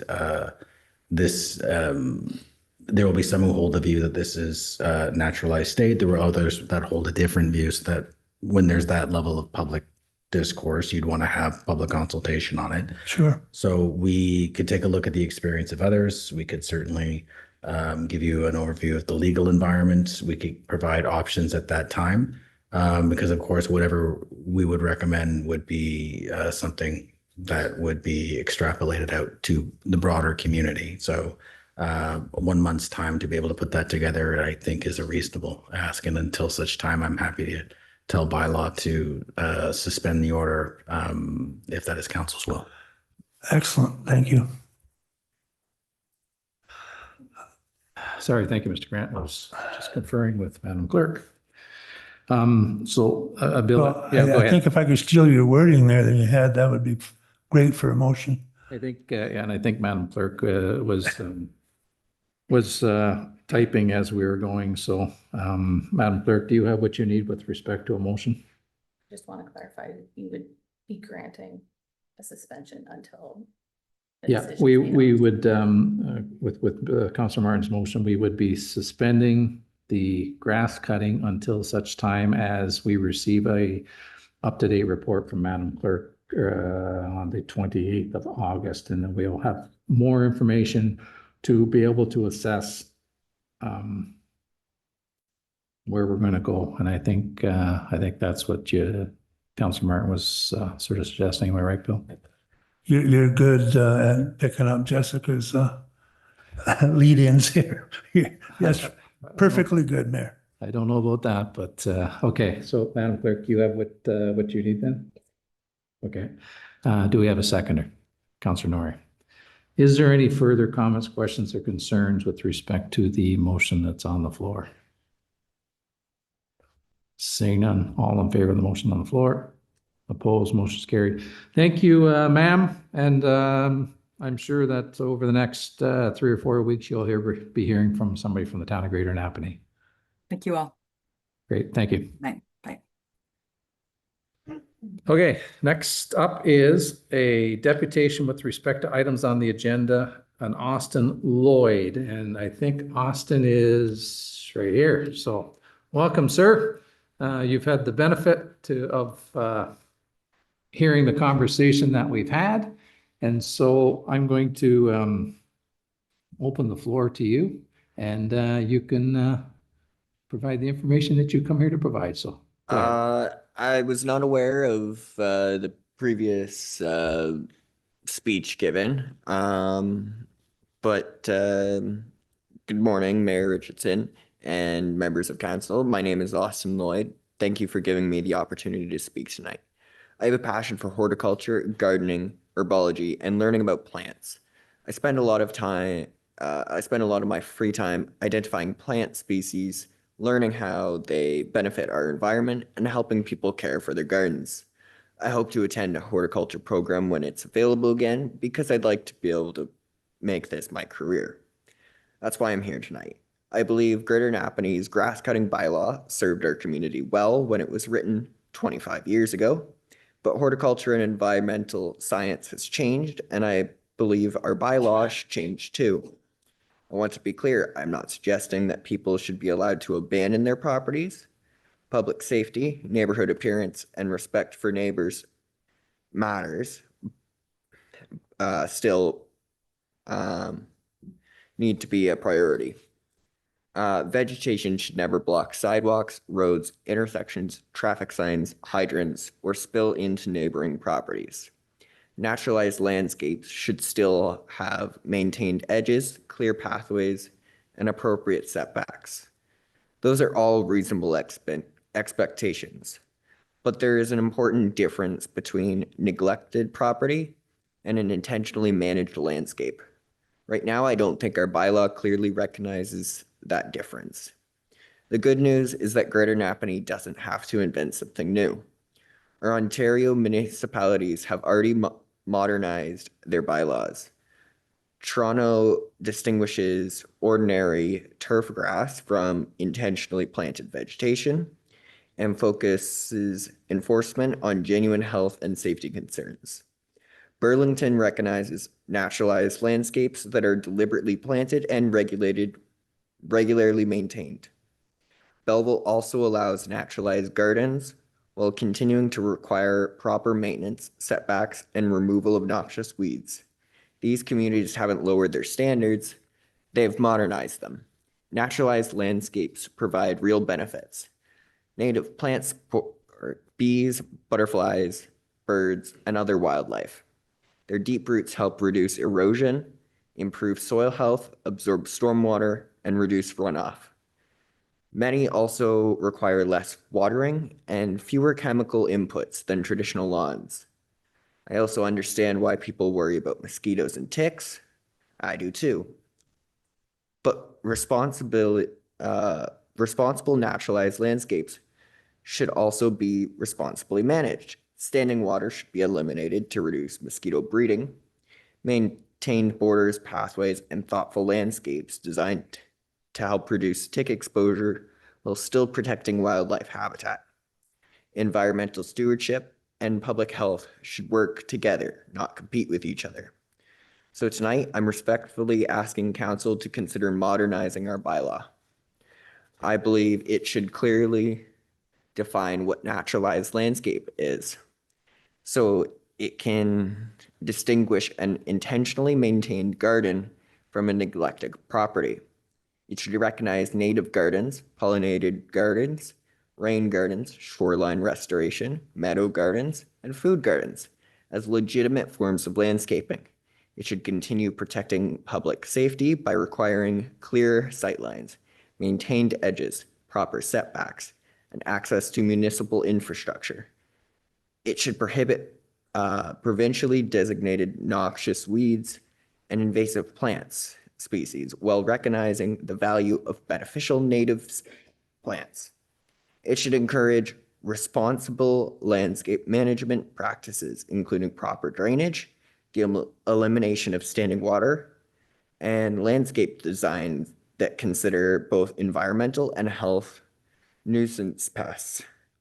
Finally, I hope council will consult with conservation experts, horticulture professionals, local gardeners, residents, and bylaw staff when reviewing the bylaw. As someone hoping to build a career in horticulture, I'm not asking council to choose between nature and neighborhood standards. I believe we can have both. Thank you very much for your time and consideration.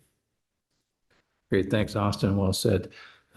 Just hang tight and we'll see if any members of council have any questions or comments for you. Councilor Norrie.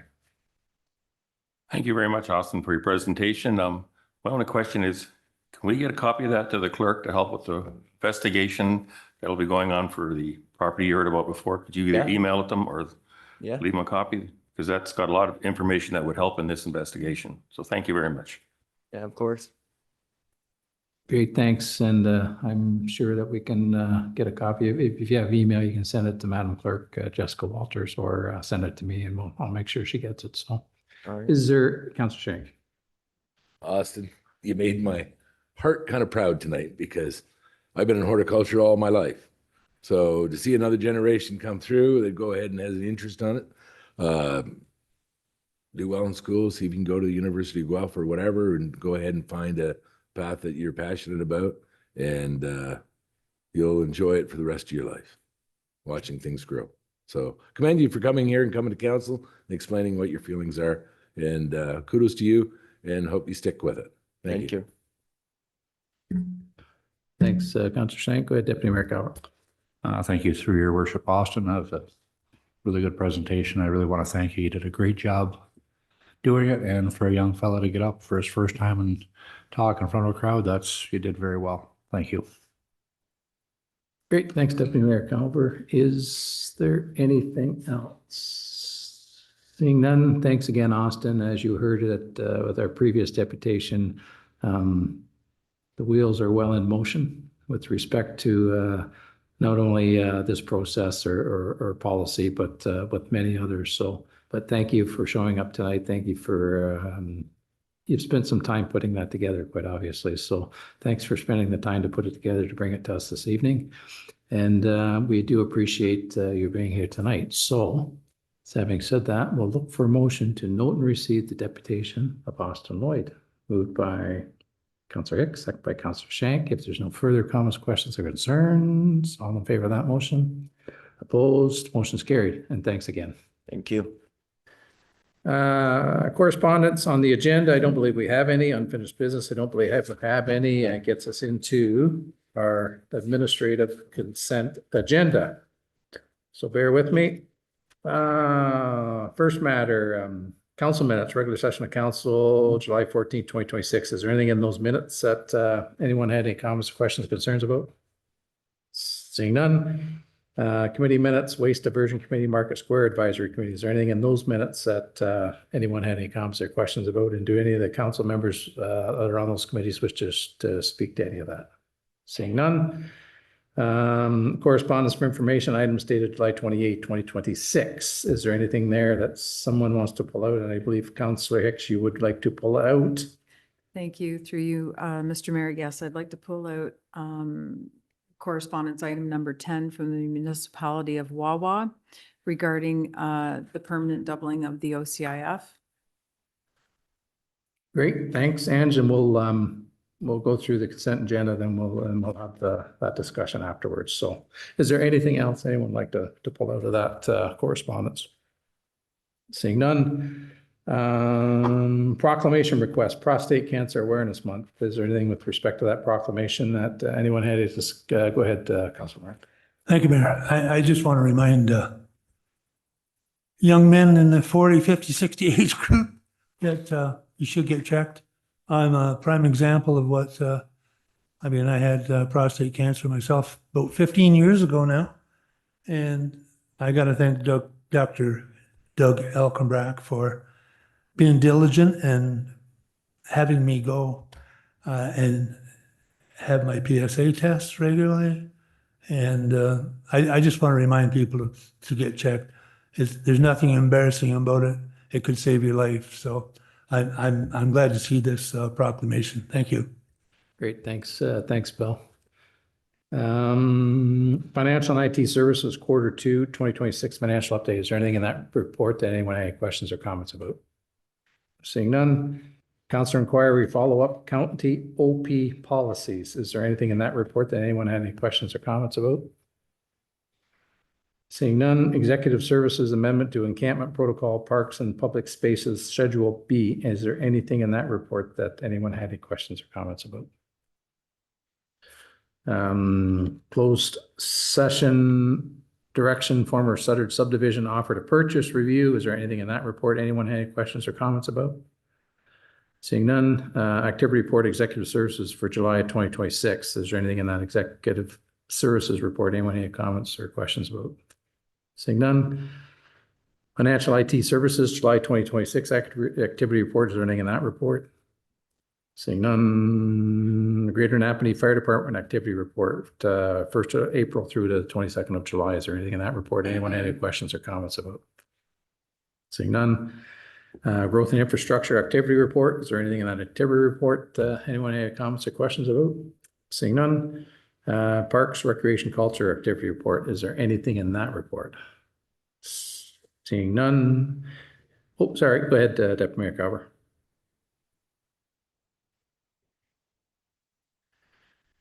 And I'm not sure who we can get to answer it, but No, maybe- I'm sorry. I was thinking it was going to be talking about the dock. So it's later on.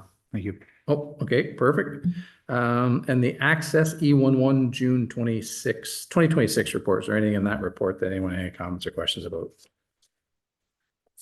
Seeing none. So we'll look for a motion that council consent the approval of the following routine items. Council minutes, regular session of council, July 14, 2026. At the minutes of the regular session of council dated July 14, 2026 be adopted as presented.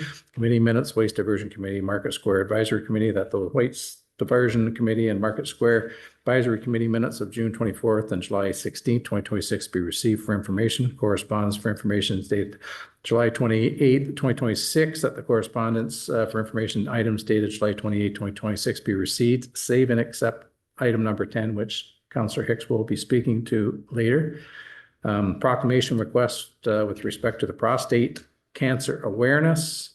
The request for Prostate Cancer Awareness Month, Financial IT Services, Quarter 2, 2026 financial update. The council received for information, Financial IT Services, Quarter 2, 2026 financial update report, council inquiry, follow-up, county OP policies.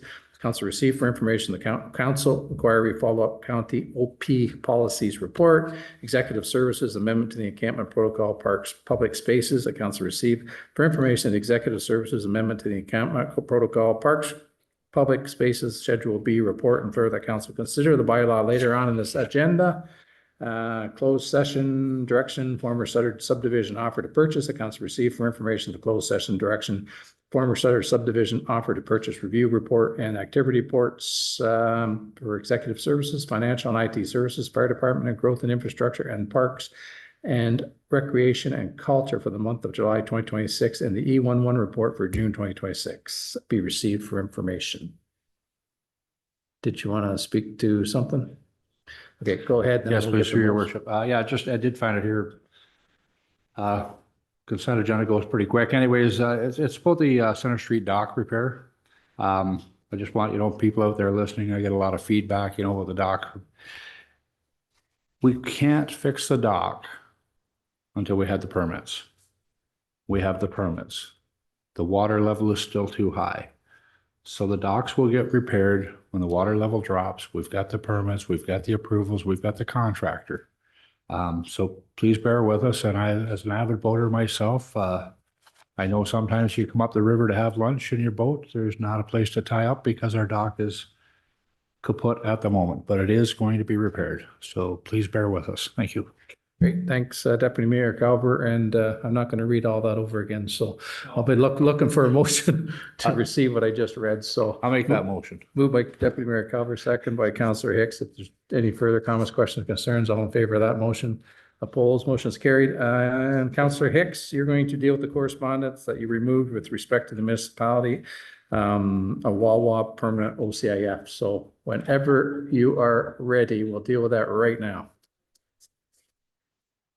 Thank you, Mr. Mayor.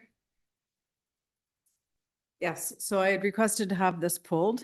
I think it's important that we have a bit of a discussion about it because if that funding is decreased by 50%, it's seriously going to impact what we can do in the way of infrastructure. And my understanding is it's stacked. We are able to stack it year over year, but it has to be spent within 5 years. So is it 2026 has to be spent by 2030? Is that how that works? I'm looking at the treasurer just to give us all just a bit of clarification on this. Thank you, through your worship. Yes, you are able to extend those funds year over year for a period of 5 years. However, we do budget to spend those funds within the calendar year. And for the last number of years, we've used those funds towards our double and single surface retreatment program. So if we do lose a substantial portion of those fundings, it will jeopardize our ability to continue those investments without going to the tax levy or to other areas of funding if we are to lose the OCIF support that we currently get. So the fact that there's been a resolution sent from the municipality of Wawa to the provincial government and the various ministers involved, we could just do a support resolution, but I think for our own information and understanding, I would like to request a staff report on this.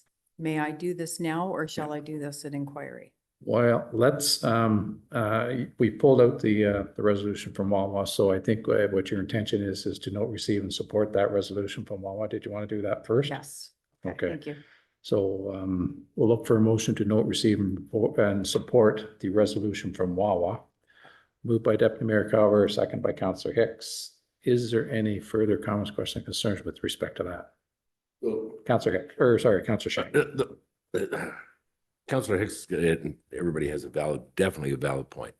Because when you go through what our bills for last month alone was over $9 million that we had to pay out from June to July.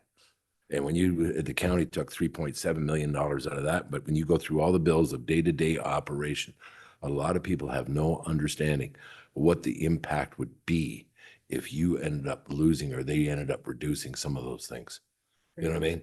Everybody wants cheap taxes, but when you go through the bills of day-to-day operations, how it's run and how it isn't run, and it's no frivolous spending by any means, but right off the bat, 3.7 million went to the county that we're basically just tax collectors for when people are paying their taxes. So I totally support what Wawa is doing. Perfect. Thanks. Thanks, Councillor Shank. So we'll note, receive and support the resolution from Wawa. We'll call for that vote. All in favor of that motion, opposed, motion's carried. And I think, Councillor Hicks, did you want to see a staff report come back? And if we do, we can do that under inquiries, unless you want to try and see if we can get the motion to consider to do our own resolution. But I think what you're doing is you want to sort of bring some attention to this. So Yes, I do. it may be to our advantage to have staff do a staff report, and then we'll do the related motion to that if that's the case. So, Yes, thank you. and I'll we'll do that at, Inquiry. we'll do at Yep. inquiries. So, okay, Thank you. perfect. That being said, we're past our legislative break. I think we're going to take a 10-minute break. So we'll see you back at what, 8:50.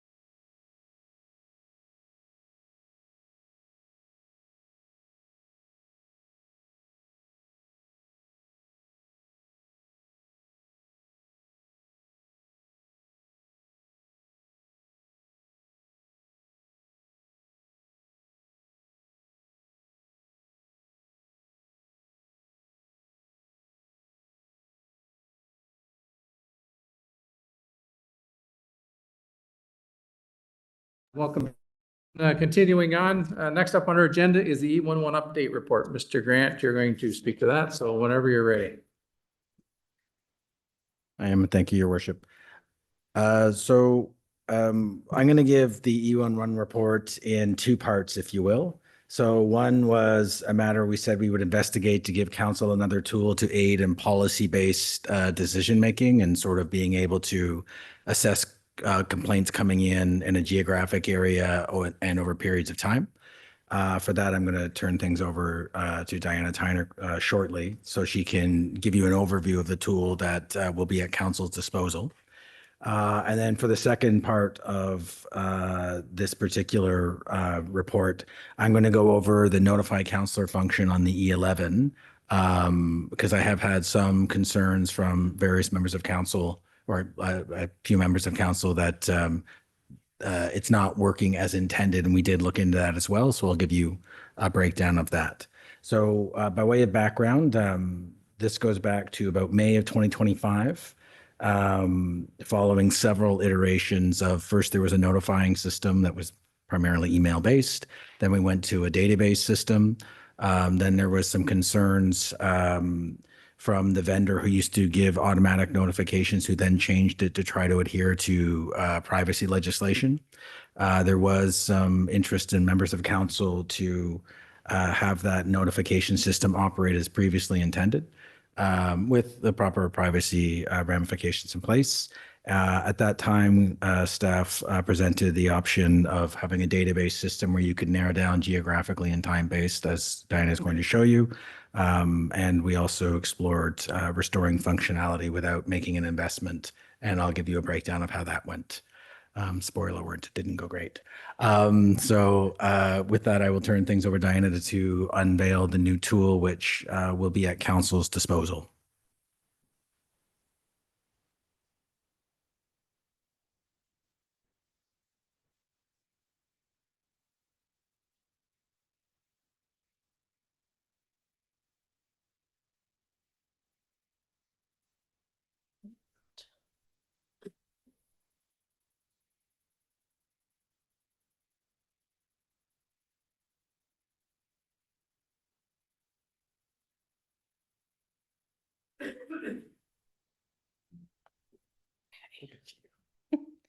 Let me just get my screen going here.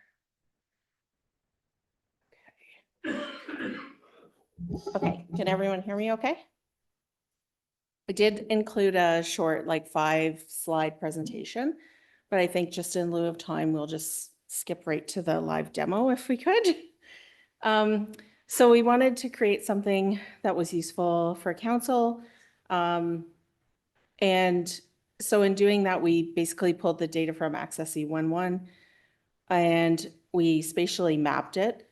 And we created like a web experience basically through GIS that you can look at not only the data, but then have some dashboards within them.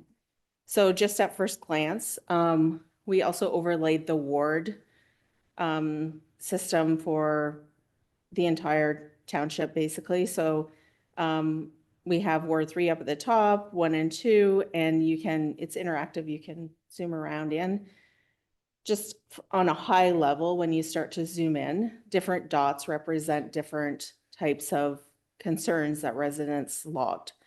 So as you start to log in, you can see there's like just in this general area, there's some like medium blue, there's some up here, maybe some around here. When you get in a bit closer, you can get more information. So as you start to zoom in a bit, if you actually like click on a dot, it will basically tell you, oh, the medium blue is perhaps encampment concerns. And then we scrub the data for any personal information. So anything on here is basically when it was created, how many tasks the municipal law enforcement interacted with on this case. And also a really interesting one is the occurrence frequency.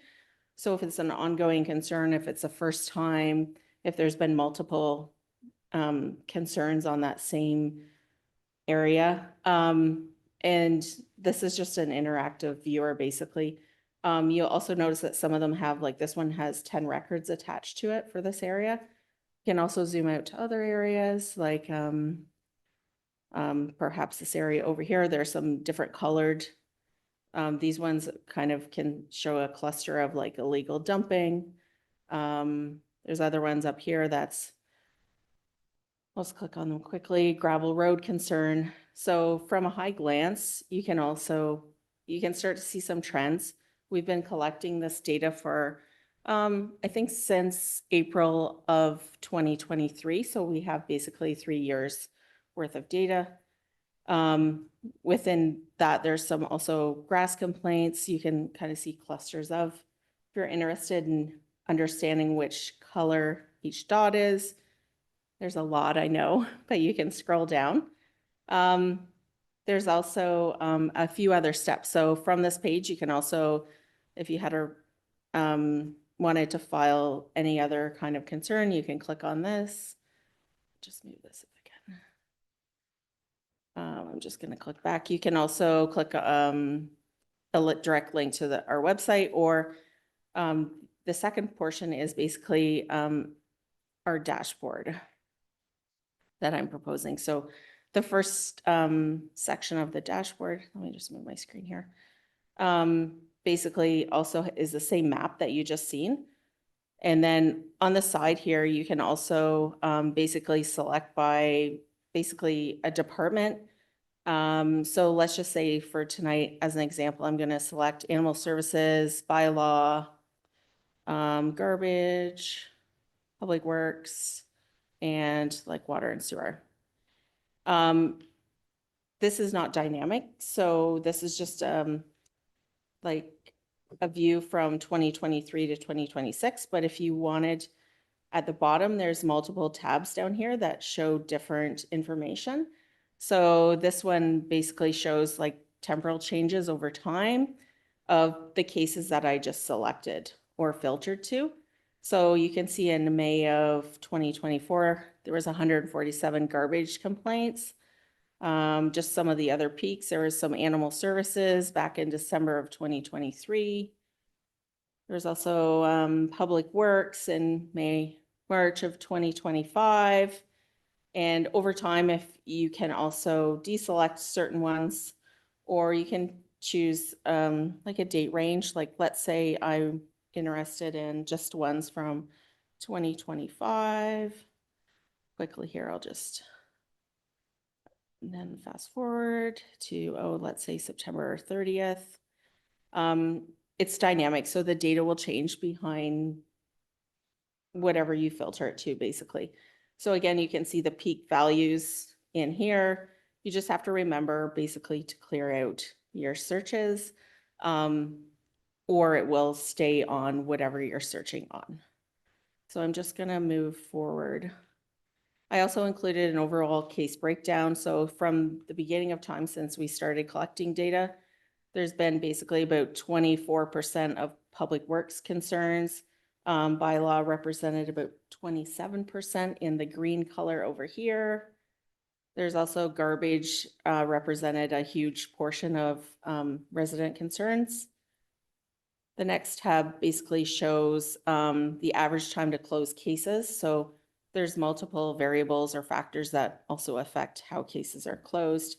Some outstanding ones are usually like bylaw and aware property standards. They have a bit longer on average, but some of the cases, sometimes if there's legal requirements or external factors like with other organizations, it can take longer.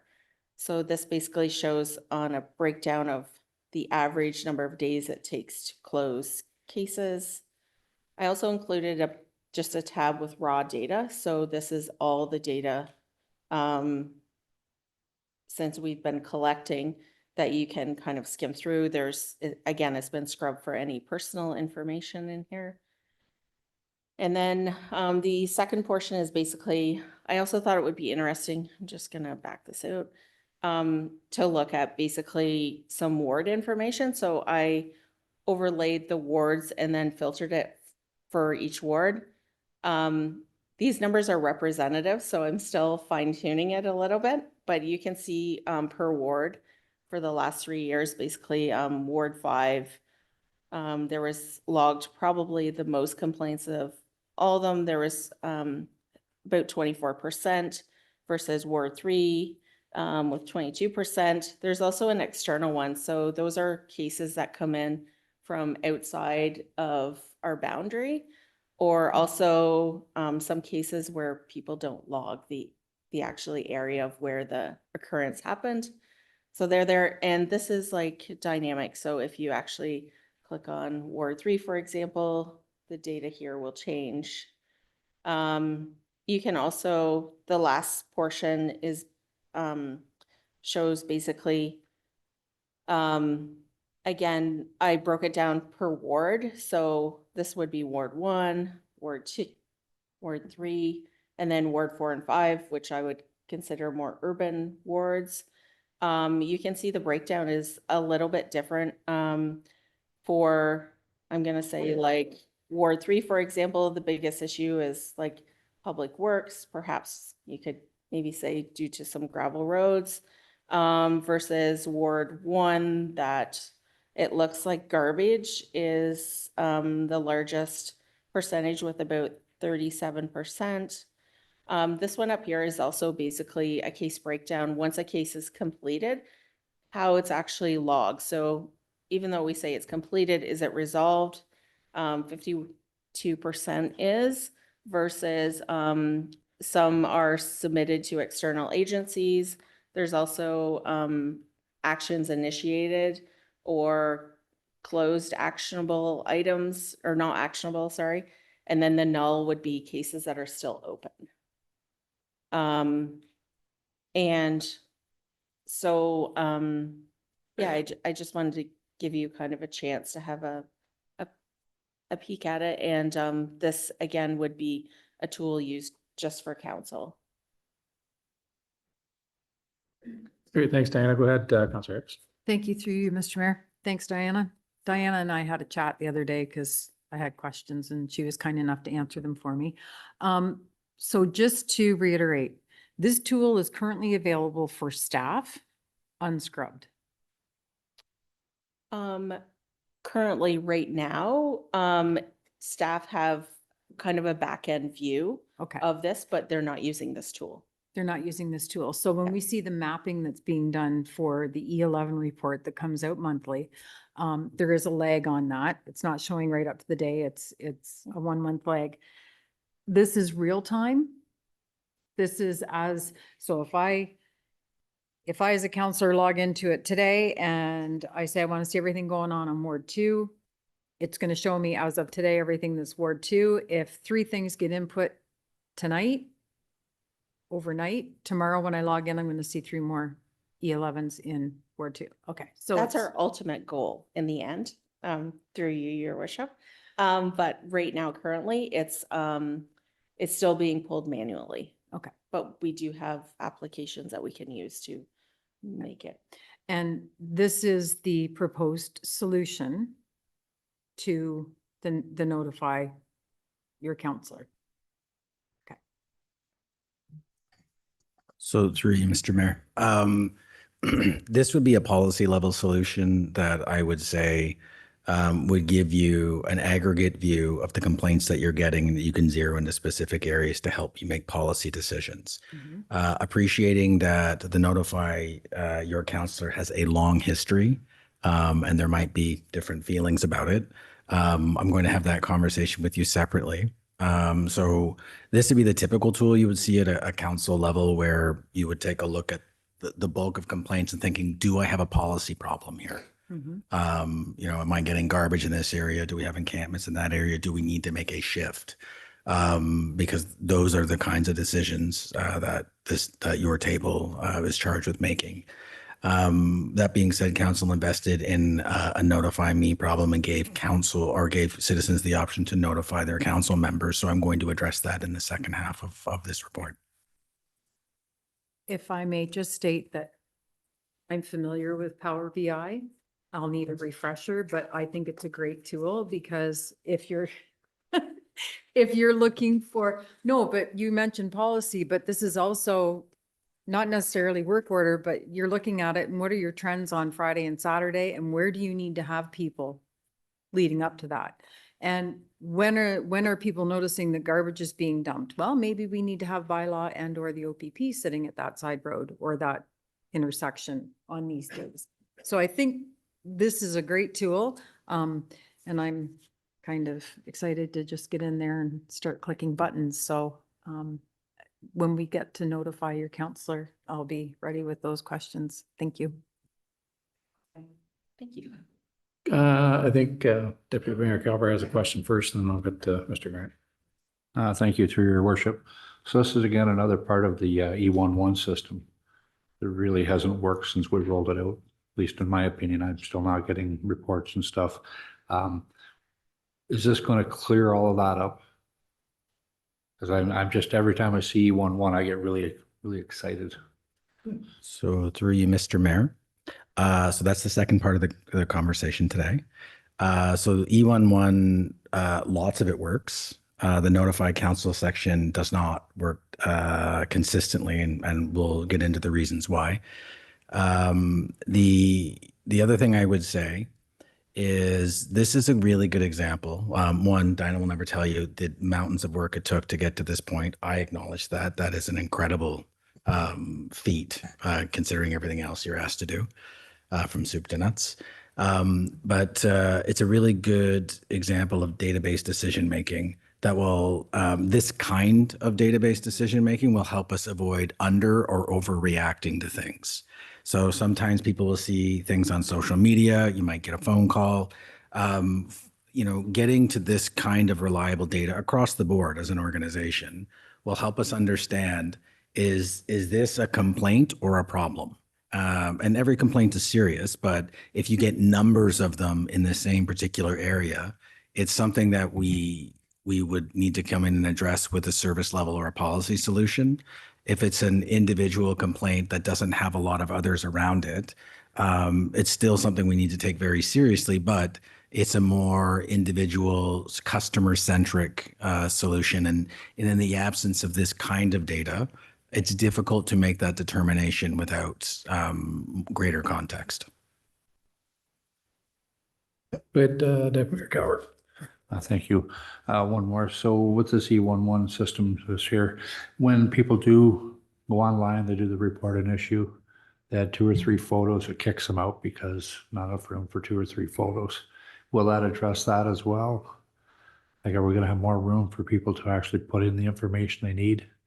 Because they get frustrated after they get kicked out 2 or 3 times and they're back on the phone again. The system doesn't work. So thank you.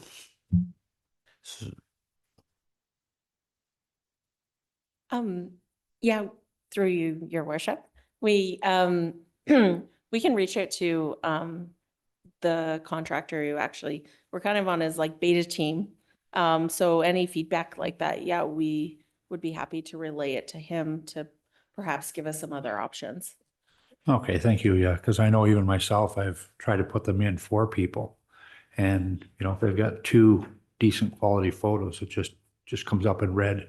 That's an issue because it won't take that big of a photo. Yeah, So, and lots of times photos are what explains what's going on. Thank you. I think also sometimes the photos just have to be 10 megabytes or less too. That might help it. Just a tip. Thank you. Thank you. Great. Is there anything else? If not, Mr. Oh, okay, Bill, and then I'll go to Mike and then. Thank you, Mayor. I just want to mention that this system will only be as good as the person inputting the data, correct? Like I'm a people person, so if I have a problem with the roadway or whatever, I phone Mike or Jeff or whatever, and I don't fill out an E11 report. I'll phone Chris for something else if there's a flag torn in the park, that type of thing. So we do have to have. I'd be better off filling out an E11 report would give you more data, correct? Is that true? So through you, Mr. Mayor, short answer is yes. But, you know, we also appreciate people have a different level of comfort with technology across the board. So we're going to provide multiple options. So this doesn't necessarily solve all of our problems in terms of understanding everything in the municipality, but it does give us a great deal more data to understand trends and where we should be looking. Because, you know, I've worked in lots of places where sometimes people may respond to something they read, say on Facebook, or something they heard from some individuals, and that isn't necessarily the most accurate place to get data. And so while not 100% inclusive, I would say it is the most comprehensive data set that we have with the kinds of complaints we're receiving. Thanks, Mr. Grant. Mike, you have a question or? No, it's more. I'll be brief. Diane, I think it's fantastic. And I am not proliferate in whatever this is. All right. I'm totally computer illiterate. That's the reason why we have staff and people that are good on it. My granddaughter, I think she's better at it than I am. But this way here, you can direct staff where there's a concern problem in a certain area. If you know what I mean? So when, the data that you're receiving, then you can manage your resources and your staff a lot better. So if you have a certain area in a certain month in that area, you know what, we have a problem in that area, we're going to address that problem in that area.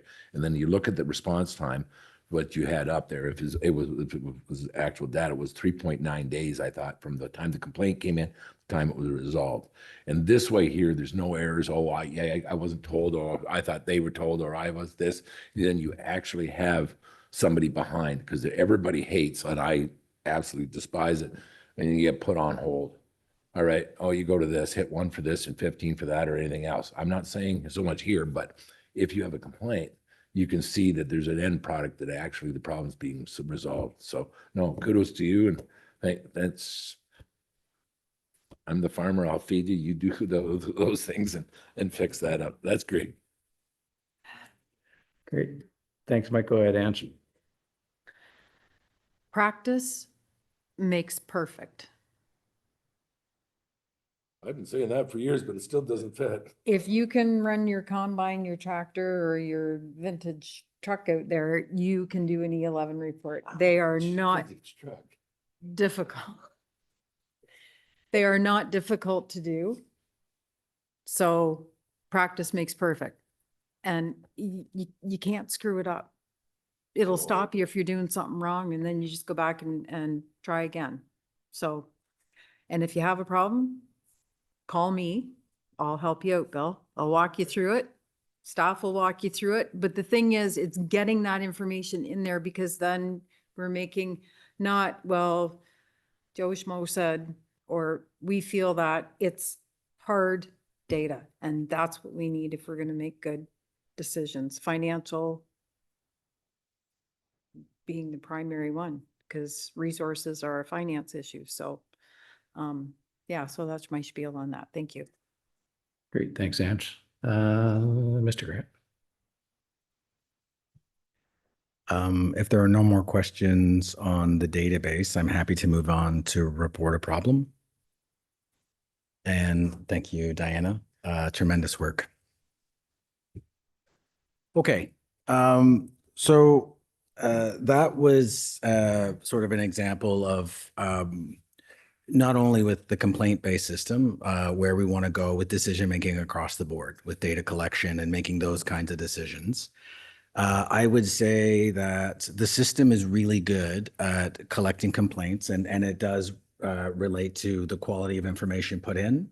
But even if it's not perfect, it still gives us a really good sense of what citizens are complaining about at the macro level. So let me just open this. So on the report a problem issue, which is how we got here, you may recall that we gave council a couple options.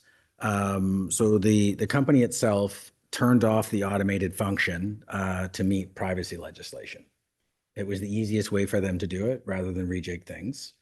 And us trying to get that function back, the price tag of that at the time a year ago was $20,000. What council asked us to do is work on the solution that we recommended in terms of the database system, but also, you know, try to do it manually until such time that we came to a decision on how we want to use this. So what I will say is there has been a tremendous amount of work to try to make manual successful here. So, and Diana has done a mountain of that work, in addition to a lot of other things I discovered in the course of this inquiry.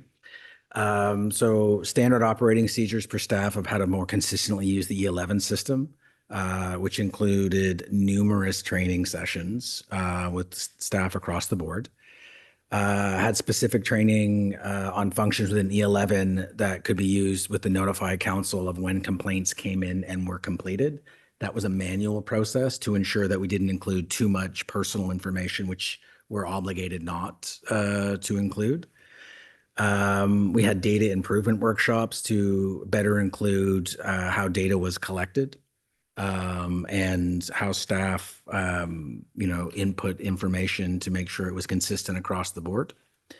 And to make better use of the functionality that provided more frequent updates to residents. And including in all of that was looking to standardize, how the manual function of making sure that when someone said they wanted to notify council, that they were able to move through the system and manually notify council.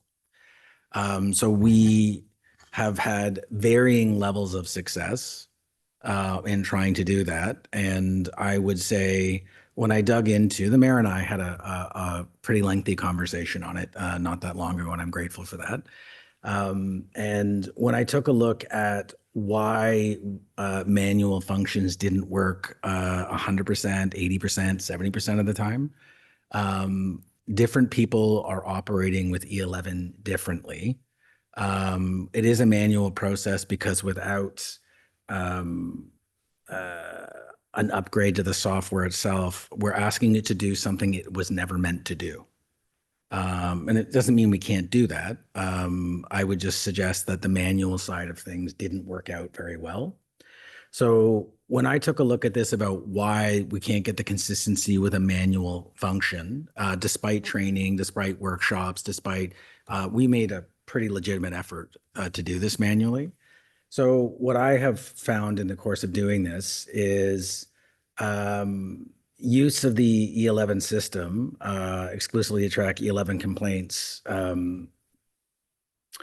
was difficult because different people and different parts of the organization use this differently. Some get a mountain of complaints. Some don't get very many.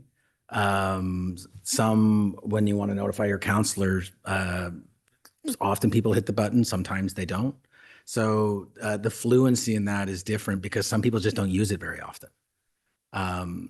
Here's a part that I really noticed is, candidly, staff started using E11 as a work order system.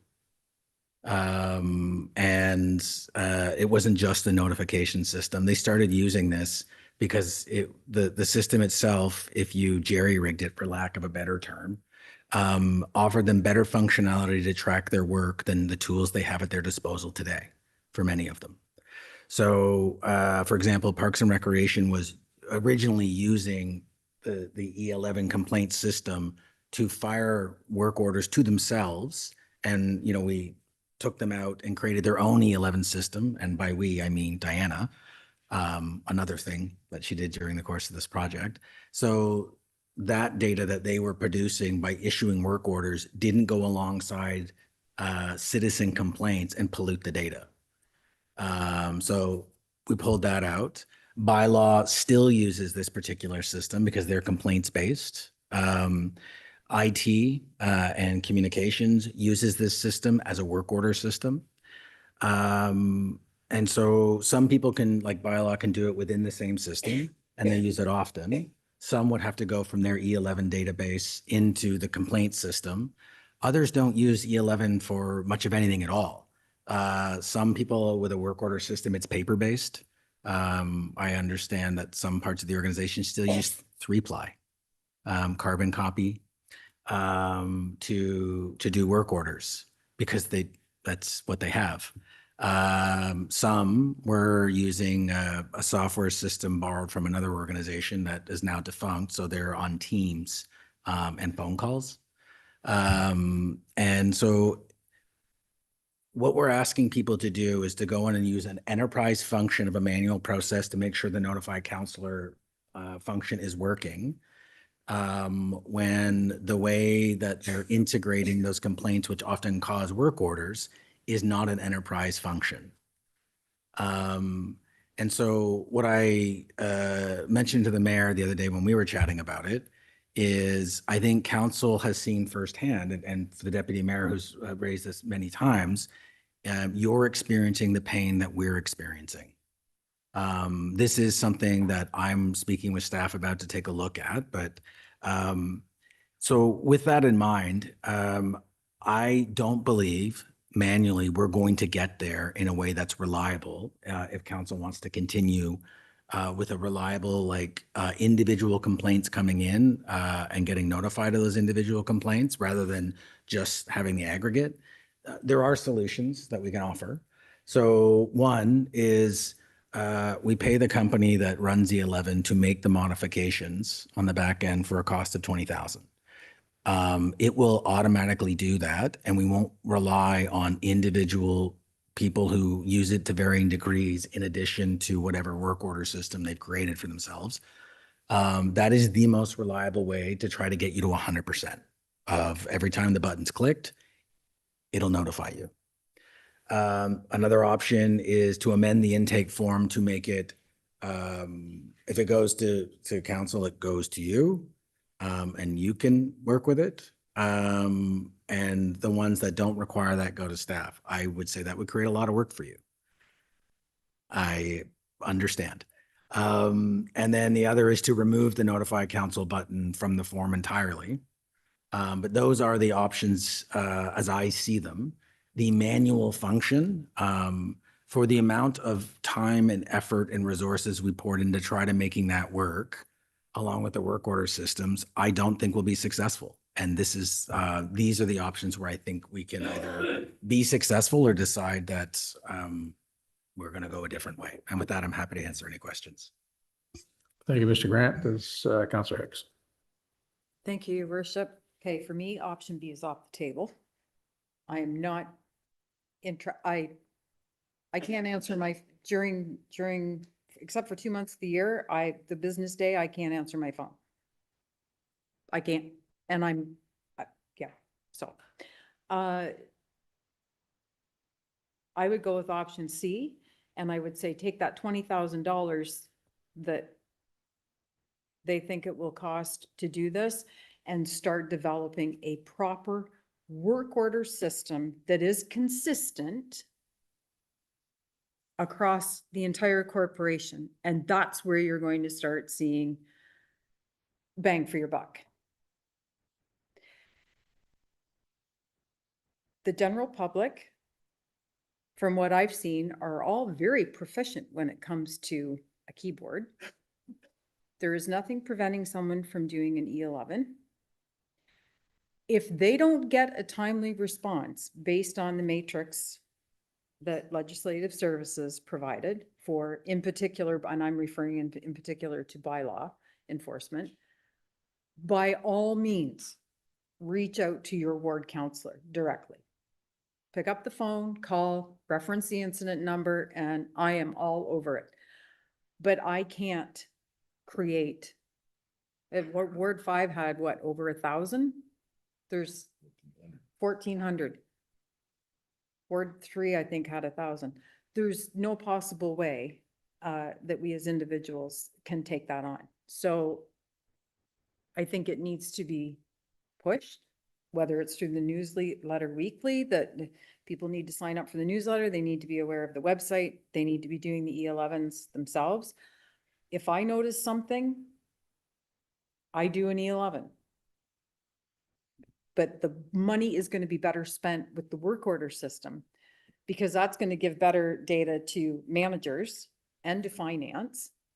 Like when it comes time to do a budget, where was the money spent? Well, here's where some of the money went. Here's where some of the emergency funds were. We got the 11, we created the work order. This was out of the ordinary. That's where it should be. It shouldn't be on so that someone can click a button and, yeah. And the aggregate report that Power BI does gives you a pretty good overview of what's going on. So that's just my perspective, but I'm not in favor of spending $20,000 to jerry-rig a software to somehow potentially get, and yeah. If somebody's not getting results, then call me. But their first stop is through the proper process and staff needs to deal with it. Thank you, Mr. Mayor. Thanks, Councillor Hicks. Go ahead, Mr. Grant. So through you, Mr. Mayor, lot in that, Councillor. So I would say I don't necessarily favor one solution over another. But those are the things I think if council was interested in having the initial functionality of notify my council about individual complaints as they happen, those are the ways I see doing it reliably. I don't disagree that having a complaint come in, which is essentially a work order, and then having staff action it as a regular course of business. I would say normally I've seen councillors get involved if something goes wrong, not necessarily when the order comes in. That being said, that was not the system that was set up as council envisioned it. And so whether or not I agree with the notify councillor is not relevant in the sense that if you wanted to continue on with that, regardless of what I think, and I think the aggregate system is probably more useful, but if for whatever reason you wanted to, this is how I think you can do it, because I'm not here to judge what you find important to do your business. If the individual concerns coming in one at a time are useful to you, okay. This is how I think we can do it. Now, in terms of the work order system, agreed. I've known for a while that the way in which we do business and try to coordinate with each other is not great. The level of work is good. The quality of work is good. The tool's not there to really bring people together. I think we made a lot of progress with service levels and really identifying what are those things really specifically. And then what I've been meeting with managers about in preparation for the next term of council is how do we work together now that we know specifically how we classify our work. So those are ongoing, which is why I started getting a deep dive into 3-ply and some of the other things, which I'm like, okay. So I think people have done pretty good with what we have, which isn't the greatest. And to her credit, without complaint, Diana's been manufacturing work order systems out of a complaint-based system that wasn't meant to do that. Yeah, we'll go ahead, Angela. I think Deputy Mayor Cower has a comment after that. So Thank you. Through you, Mr. Mayor. I think in the context of this conversation, there are really two different things. So I understand that right now, notify your counselor is probably for most people here tonight, the primary issue. But when you look at day-to-day work done by staff, you can have one ticket created, which generates probably upwards of 3 work orders across 3 different departments. And I'll speak to encampments as being the primary one. That's where the focus and the money is right now. So you get one E11 complaint about an encampment, bylaw, parks, public works, fire. So there's 4 departments that have all touched one complaint. And there is no comprehensive way, unless Diana can correct me if I'm wrong, there's no comprehensive way where all the costs associated are immediately captured. So if you're using the incident or the E11 ticket number as your bucket, and everybody's costs are going in that, and then you start looking at the aggregate data and you're going, oh, there's a lot of buckets in one area. So I think that's a conversation that has that has to happen. And it's going to be a budget issue as well, but then you're really making database decisions, because then you're getting all the information related to that one initial complaint. And by all means, notify your counselor if you're not getting the result. But if staff is doing what they're expected to do, the results should happen accordingly. And we'll just see it in the aggregate report. And I'm not trying to slough off my responsibility or the responsibility of council, but my job isn't to write up the bylaw infraction. My job is not to drive the truck and pick up the like that's not my job. That's not my position on the boat. Mr. CAO. Thank you. Go ahead, Brian. Thank you, through your worship, to Mr. Grant. I'm the opposite. I want option A. Signed up for this job originally, and we were getting the complaints, and you could see how things were being done and being tracked. You could see if so-and-so, I mean, we didn't know it was so-and-so, but we knew a complaint come in, you know, regarding a pothole. We'll pick a road, County Road 9. Then we used to be able to see that number and that the work was being done and it was completed. And it's just gotten lesser and lesser and lesser, to the point where I look at the numbers of complaints come in and I look back on my email and I've got like 3 for the last month and a half. And there's like 100 and some odd this week alone. Like I don't see where the two systems are talking. And I really miss that, because I like to be able to say when somebody calls me, geez, you know, I phoned about, you know, a tree half across a road on whatever lane, or send it in on the E11, because I tell people, please send it in on E11. This is how things get tracked. This is how things get done. It doesn't get done by Facebook. It doesn't get done by talking to, you know, the guy sweeping the streets about something to do with fire or another department. It's got to get done by this.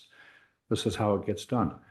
But I like to have that information. I like to have those numbers, so when people do call, you know, you can look back. But we can't do nothing, and especially with not even getting the report in the first place. And I realize it takes a lot of time manually.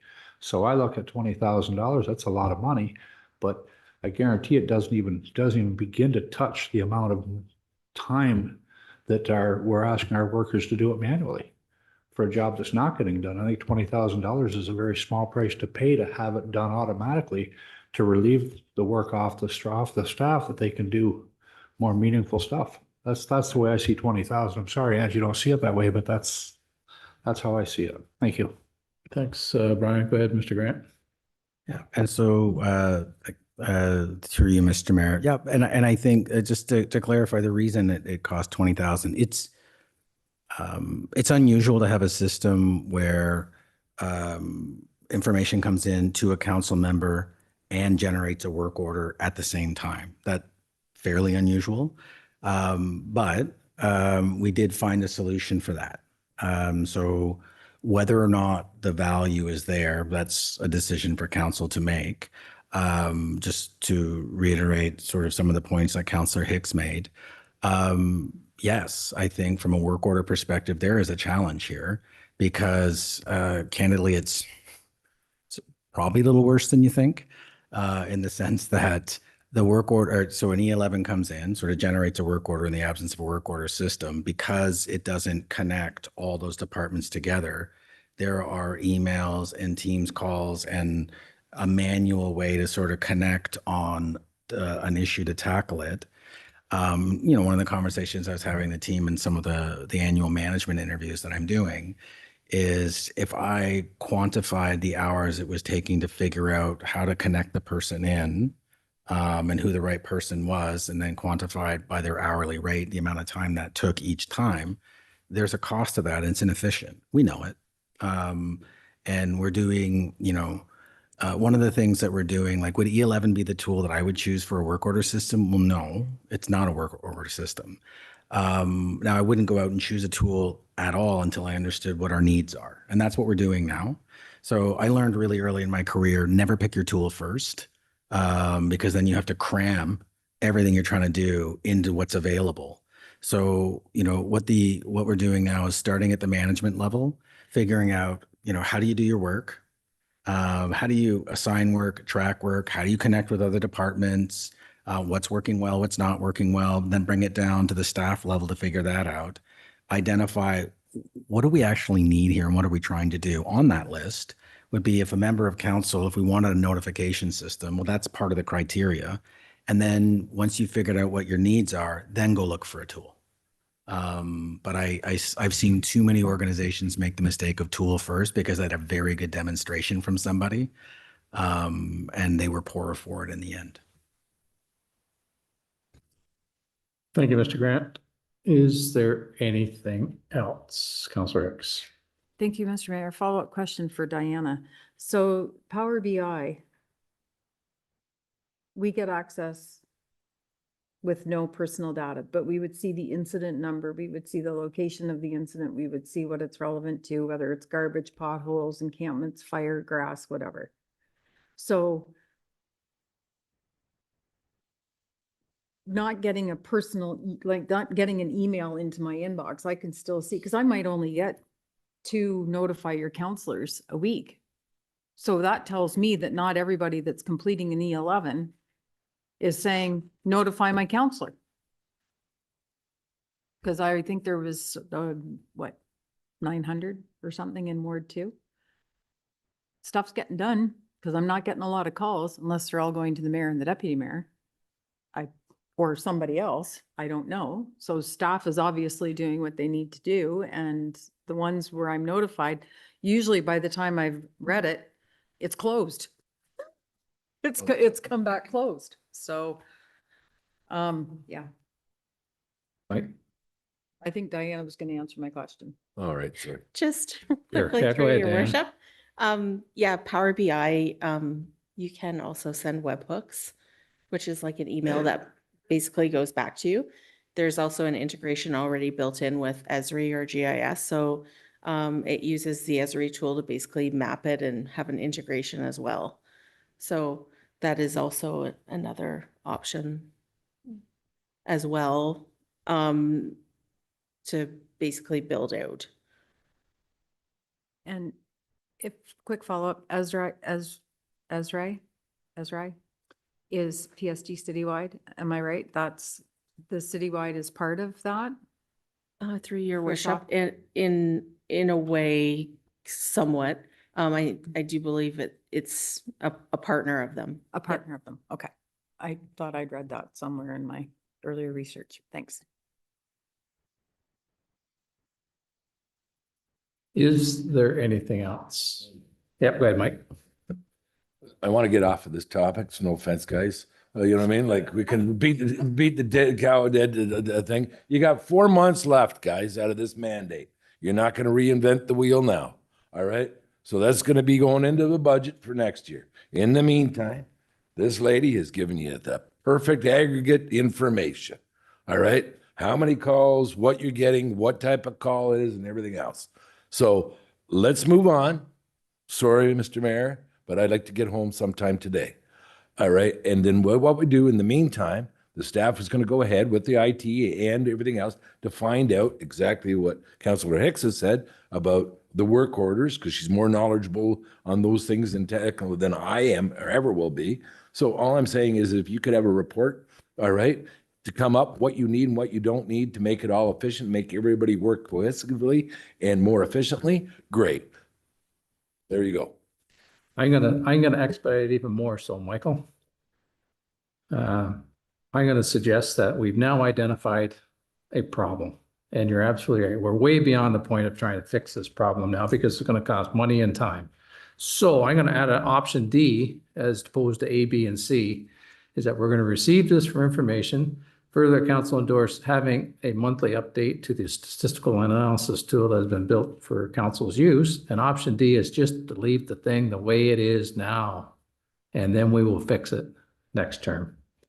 That way, people are going to get maybe not all the information, but they're going to get some of the information. And we'll fix it in the next term because you're absolutely right, Mike. that we're way beyond the point of trying to fix this thing now. But it was a good educational thing that we sat down, we figured out what the problem was, is that we're using a reporting system as a work system, work order system, which is just not working. So go ahead. I totally concur, but one tweak, if I don't mind. And I was the one that said, I want to get out of this department. Diane's done a lot of work in this aggregate department. So in the last 4 months, when we have a meeting every other week, you know what I mean? Once a month. If you could give us, I don't know if you can or whatever, if it's not extra work, that when you're compiling all this data, putting that into our, you know what I mean? Then you can see in the ward if it's a certain street or if it's all over side road, everybody's dumping garbage, or Bridge Street, people are driving too fast or whatever. And then everybody in their area can kind of see, and you've got it color coded if you can do that, because what you said impressed me here, what I saw visually. So if you could do that in the meantime, that'll keep everybody happy for 4 months. It's a news guy's job. Sorry, do you want to add that to the motion? We're going to put Madam Clerk to the test here. I could use a summary of that addition. I know you would. Thank you. So we're going to receive for information, the U11 update report. We're going to endorse, council is going to endorse having a monthly update to the statistical analysis tool that has been built for council's use. So we're going to get a monthly update. And we get into this option A, B, C, or D. I'm going to suggest we just leave it the way it is for now. That way, members of councils are going to get some of the information. They might not get it all, but staff is doing their very best job to get that information to the members of council. And I'm going to turn to Councillor Shank to add the color-coded thing and say it slowly so Madam Clerk can get this. I don't know what platform it is. Say that again. That PM. Power BI. There, Power BI. If I may, I think what you want is option C, but you're gonna take out, remove the notify council button, so you just want I like option D. the new tool that will allow council to see complaints as a whole aggregate rather than receive notification. Like you want to you want that center section, which is, you want the report. Just want the report. There we go. Option D with that. What the mayor said, that's it, done, leave it. With the Power BI. Yeah. I know Madam Clerk's going to have a challenge with this because I have a challenge with it. So, So if I may, Mr. Mayor, yeah, go ahead, man. if I can clarify this. So the database is going to be updated once a month. I think what I'm hearing is, in addition to that, can you continue to give us the monthly report as we're getting it now? In case I don't want to go in and dig around Power BI or learn it. Just when you showed us there, you click on that, it's, hey, you know what, there's all the dots. There's nice visually, you can understand simple, it has all that stuff on it. You just have that, there's a whole view, the whole municipality, that every councilor or mayor, every mayor wants to look at it geographically or area, at a certain area, they can do that, and then it's all done. We have that now, Councillor. So we have that.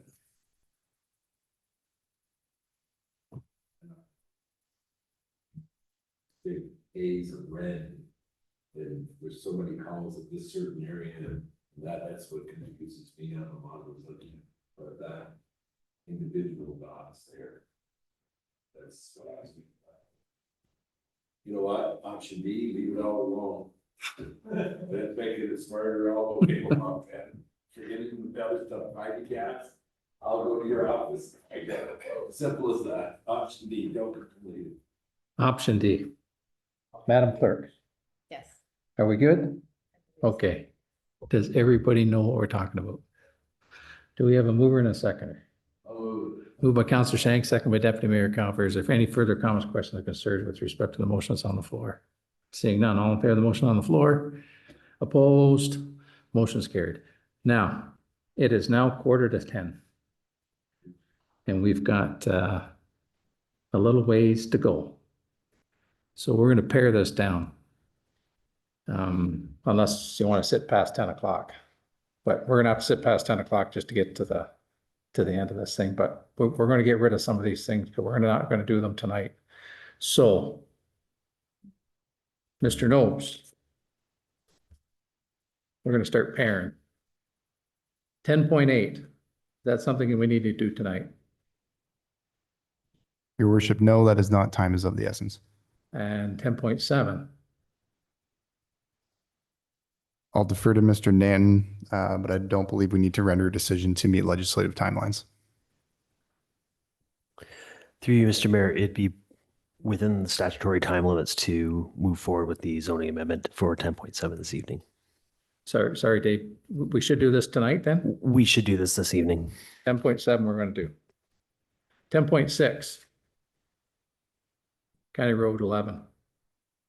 This should be done this evening as well. Okay, I'm not having much luck, am I? Through your worship, I'd offer 10.4 could be pushed. Okay, we're gonna push 10.4. The labor relations matter. Is that something that's time sensitive? Through your worship, that is not time sensitive. It is coming back with the alternative to authorization on how to spend the HR reserve. Certainly defer that to the 28th of August. Marvelous. So council, if we can do 10.2, 10.6, or sorry, 10.5 and 10.6, 10.7. Are we good for that? If we get past 10 o'clock? Yep. We'll look for a motion to go past 10 o'clock then. Moved by Councillor Hicks, seconded by Deputy Mayor Carver. There's no further comments, questions, or concerns. All in favor of that motion? Opposed? Motion is carried. And at the end, I think, Madam Clerk, I'll give you the numbers that we're going to push. So 10.2, Parks, Recreation, and Culture, proposed floor plan for Town Hall. Mr. Grant, are you going to speak to that? Yeah, it's not quite that easy. So your worship, yes, I will cover that, and I will be as succinct as I can be. I'm sitting in for Mr. Brown today, who had a family emergency, had to attend. So as council is aware, we are working on the redevelopment of the inside of Town Hall. That work has been undertaken with the Market Square Advisory Committee and as well as the Director of Parks, Recreation, and Culture. Been a number of meetings and discussions, and there's also been input received from the Arts Committee and as well from the Heritage Committee. So in essence, they've talked about, clearing out the inside, ensuring that there is infrastructure to hang arts material, putting in a coffee bar. So all of that is in your reports. Where council has some options and a number of things have come up is location mainly of the bathrooms. And so there's a couple of different options for you there. The recommendation that has come from Mr. Brown, as well as is supported by the Market Square Advisory Committee, is recommended by staff and the committee. Option one is being recommended with the public washrooms located at the front of the building, the little alcove downstairs by the opening, for convenience, accessibility, and shared use for indoor and outdoor events. So putting the bathrooms there in addition to the bathrooms that are upstairs. Option two offers an alternative location for the public bathrooms on the main floor of Town Hall. They'd be located in the back of the building with storage to be moved down there. And a third option, and I would suggest that the committees themselves didn't have the ability to consider this fully, given that where the Chamber of Commerce is located was considered off limits in the planning exercise. But a third option is move the Chamber of Commerce lease space to the front of the building, put the bathrooms in the back of the building, put the initial space where the chamber was going to be as storage. I have discussed that with the chamber just because this was going to be discussed tonight and they'd be amenable to that. But I know Mr. Brown was supportive of the committee's recommendation, which was keep the bathrooms in the front to support indoor and outdoor events. Candidly, I'm of a bit of a different opinion. But I think having the chamber in the front solves their accessibility problems. And people aren't going through the event space to get to their office. But with that, I'm happy to take any direction from council as to accepting the report with the bulk of the materials that are in it, and whether you want 1, 2, or 3 in terms of the location of the bathrooms and the offices. Councillor Hicks. Thank you, Mr. Mayor. So I am the council representative on this committee, and unfortunately I was away at the last meeting. And the committee has always operated on that assumption exactly, that the chamber was to be in the southwest corner of the building. With their okay, or when you contacted them and with them, I have never liked the idea of the bathrooms at the front of the building because we lose the natural light coming through 2, if not 3. Well, it would have been all 3 of those windows in the front. I will make the motion that we explore option 3, which will involve getting another floor plan from Belcon, but I think it's really because it also gives us the option for a closet. So the occupancy limit is 149 people, and we didn't consider where they'd all be hanging their coats in January. So I think option 3 is viable. I think it's a better use of the space.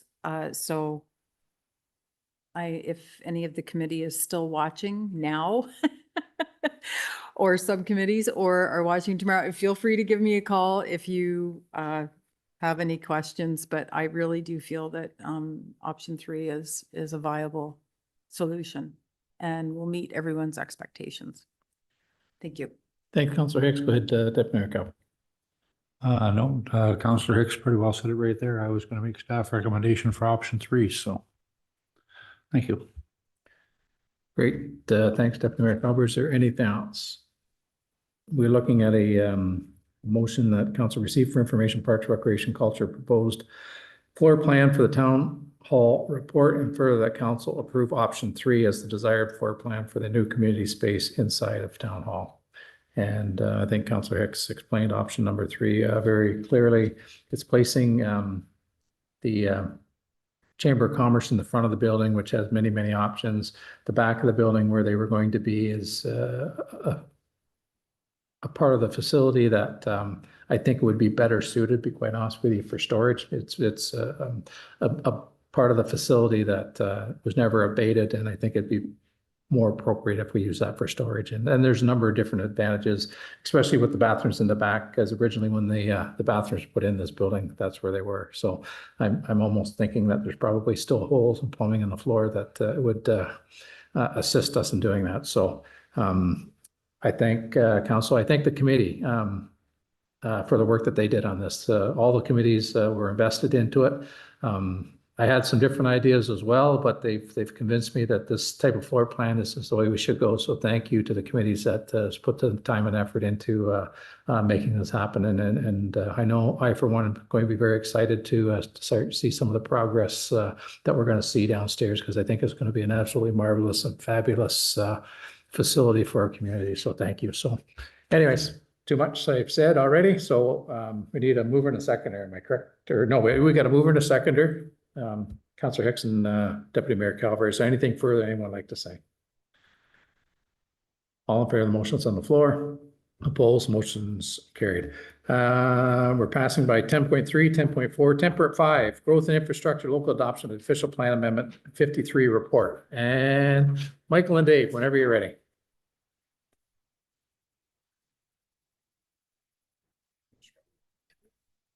Thank you, Mr. Mayor, and through you.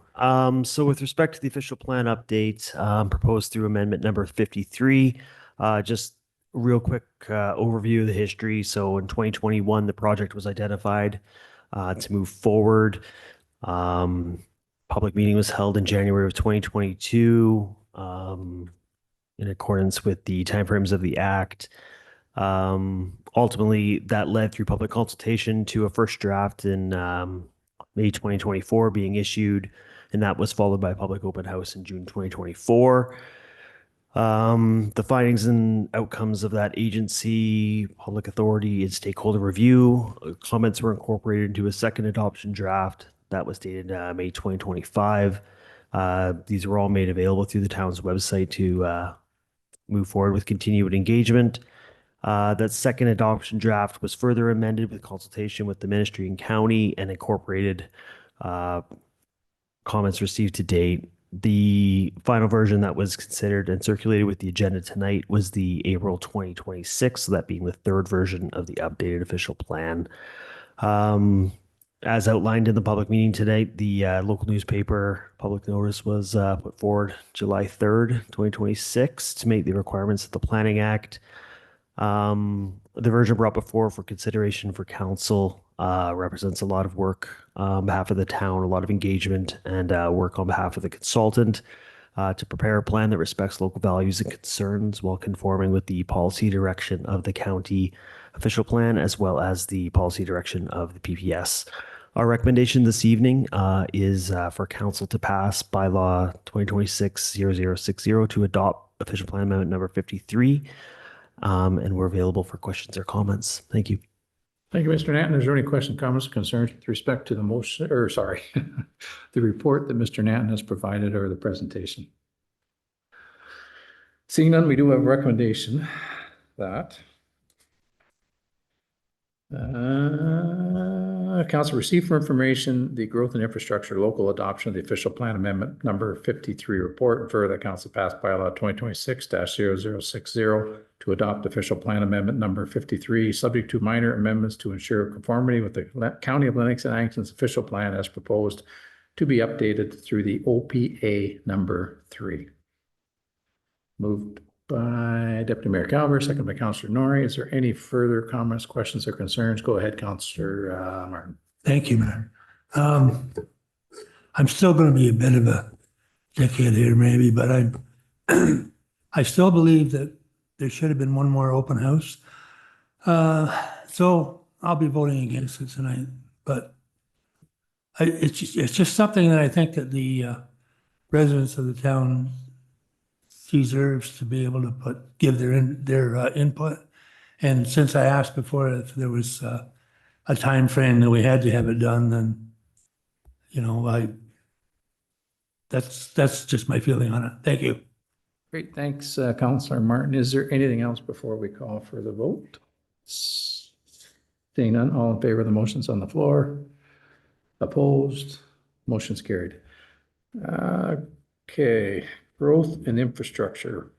PLZACO 2026-016, 3402 County Road 11. And Mr. Nanton, I think you're going to speak to that. Yeah, thank you, Mr. Mayor, and through you. So this application was previously brought to a statutory public meeting on May 26, 2026. The intent of the application is to permit the use of a small engine repair business on the rural residential lot within a 3,000 square foot accessory structure. To kind of jump to the main points of this application and what's taken place since the public meeting, one set of public comments were received stating concerns about how large the accessory structure proposed was and just concerns about the operation currently kind of spilling over onto Johnson Side Road for loading and parking.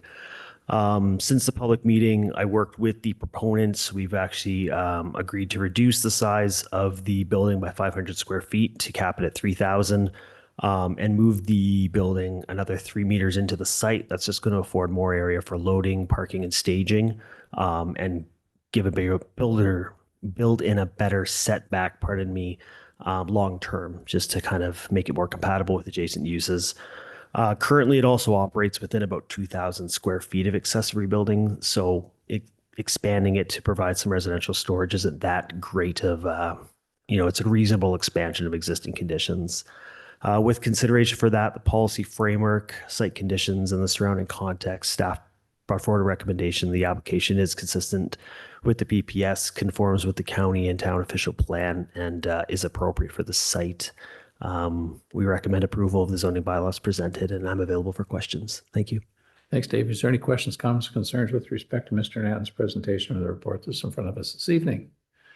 Seeing none, we do have a recommendation that council receive for information growth infrastructure PLZ ACO 2026-016 report, and further that as the application is consistent with the provincial planning statement, conforms with Langston County official plan and the town of Greater Napanee official plan, implements appropriate land use permissions and controls through the implementing zoning bylaw amendment, and constitutes good land use planning, that council approve the zoning bylaw amendment. Moved by Councillor Hicks, second by Councillor Shank. If there's no further comments, questions, or concerns, all in favor of that motion?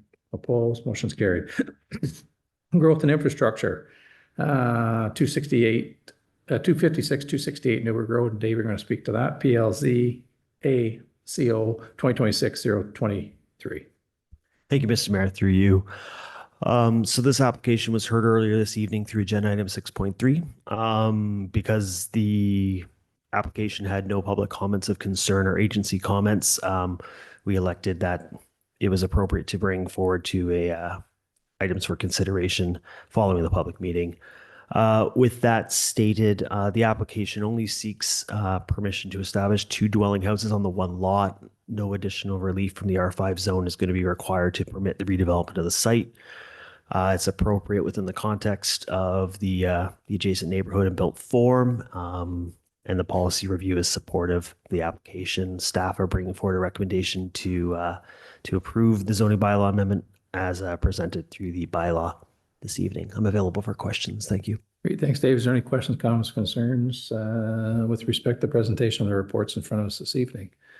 Seeing none, we do have a recommendation that council receive for information growth infrastructure PLZ ACO 2026-023 256-268 Newburgh Road report, and further that as the application is consistent with the provincial planning statement, conforms with Lennox and Ironton County official plan, the town of Greater Napanee official plan, and implements appropriate permissions through the implementing zoning bylaw amendment, and constitutes good land use planning, that the council approve the zoning bylaw amendment. Moved by Councillor Norrie, seconded by Deputy Mayor Calvert. There's no further comments, questions, or concerns. All in favor of that motion? Opposed? Motion's carried. So, Madam Clerk, we're going to push 10.8, 10.3, and 10.4, which means we're getting into the bylaws. The first bylaw is bylaw number 2026-0059 to amend Schedule B of the Parks Public Spaces bylaw number 2024-0064, as per the direction. We got this direction on the 14th of July council meeting. So we'll look for a motion to put it on the floor. Moved by Councillor Shank, second by Councillor Hicks. We're the first, second, and finally pass this 28th day of July 2026. All in favor of that motion? Opposed? Motion's carried. Next bylaw is bylaw number 2026-0060 to adopt amendment number 53 to the official plan. Look for a motion to put it on the floor. Moved by Councillor Hicks, seconded by Councillor Shank. Read it first, second, and finally pass this 28th day of July 2026. All in favor of that motion? Opposed? Motion's carried. Bylaw number 2026-0061 zoning amendment. Motion to put it on the floor. Moved by Deputy Mayor Calvert, seconded by Councillor Martin. We're at a first, second, and finally passed this 28th day of July 2026. All in favor of that motion? Opposed? Motion's carried. And finally, bylaw number 2026-0062 zoning amendment bylaw. Moved by Councillor Norrie, second by Councillor Martin. We're at a first, second, and finally passed this 28th day of July 2026. All in favor of that motion? Opposed? Motion's carried. Information reports from members.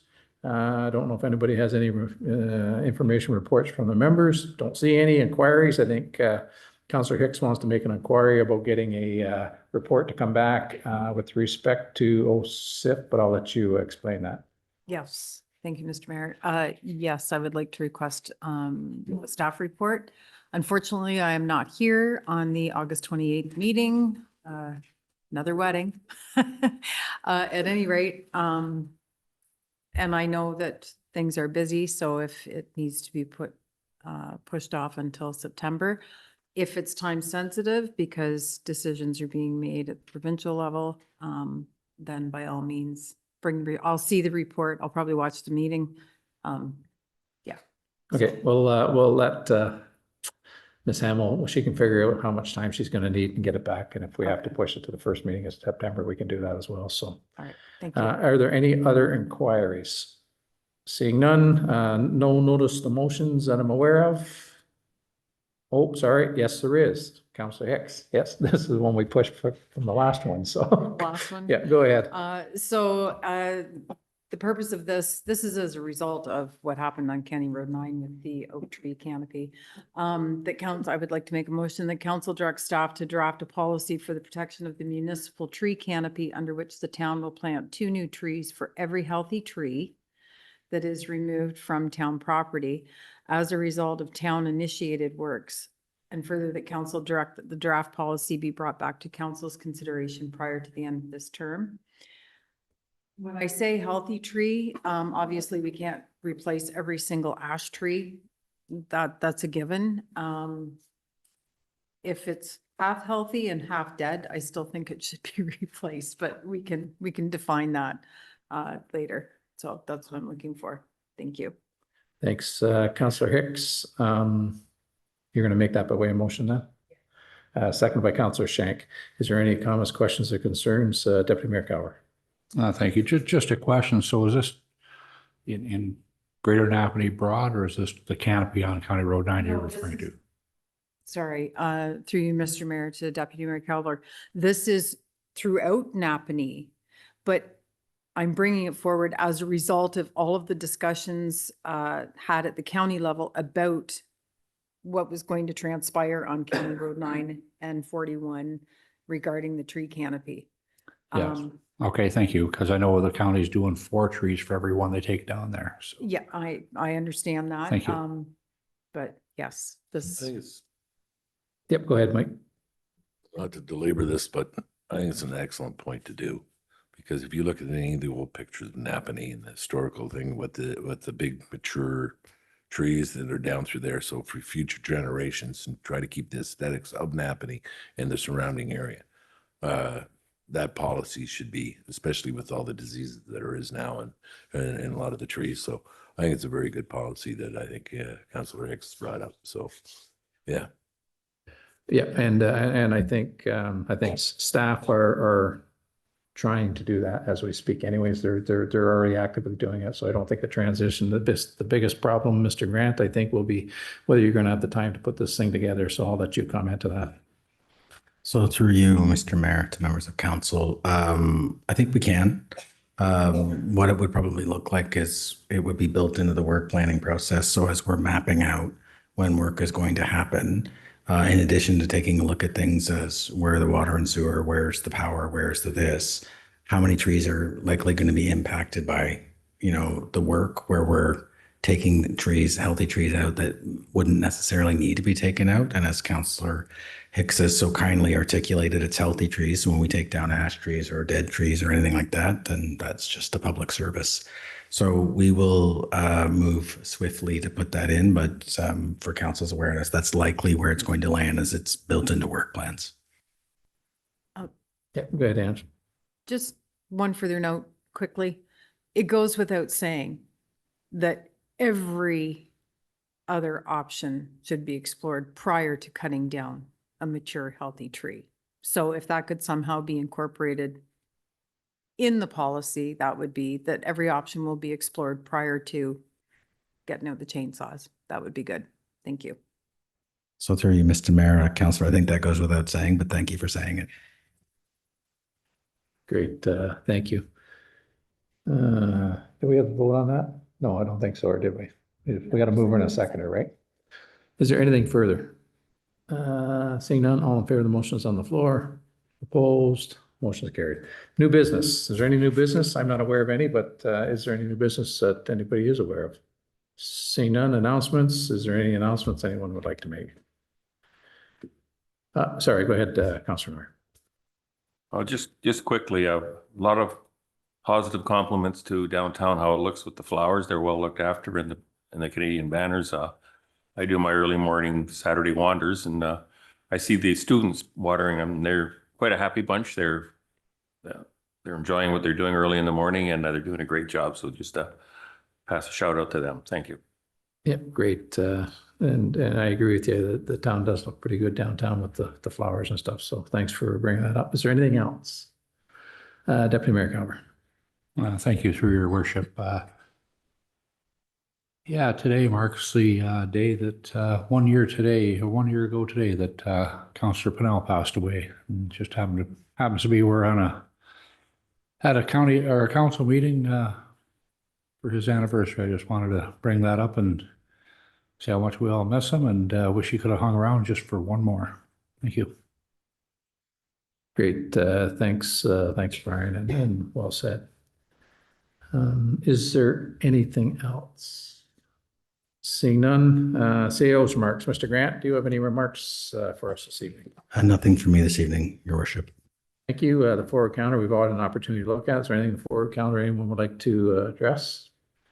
Seeing none, look for a motion for the bylaw to confirm the proceedings of the Council of Corporation of Town of Greater Napanee, moved by Deputy Mayor Cower, second by Councillor Martin, read a first, second, and finally passed this 28th day of July 2026. All in favor of that motion?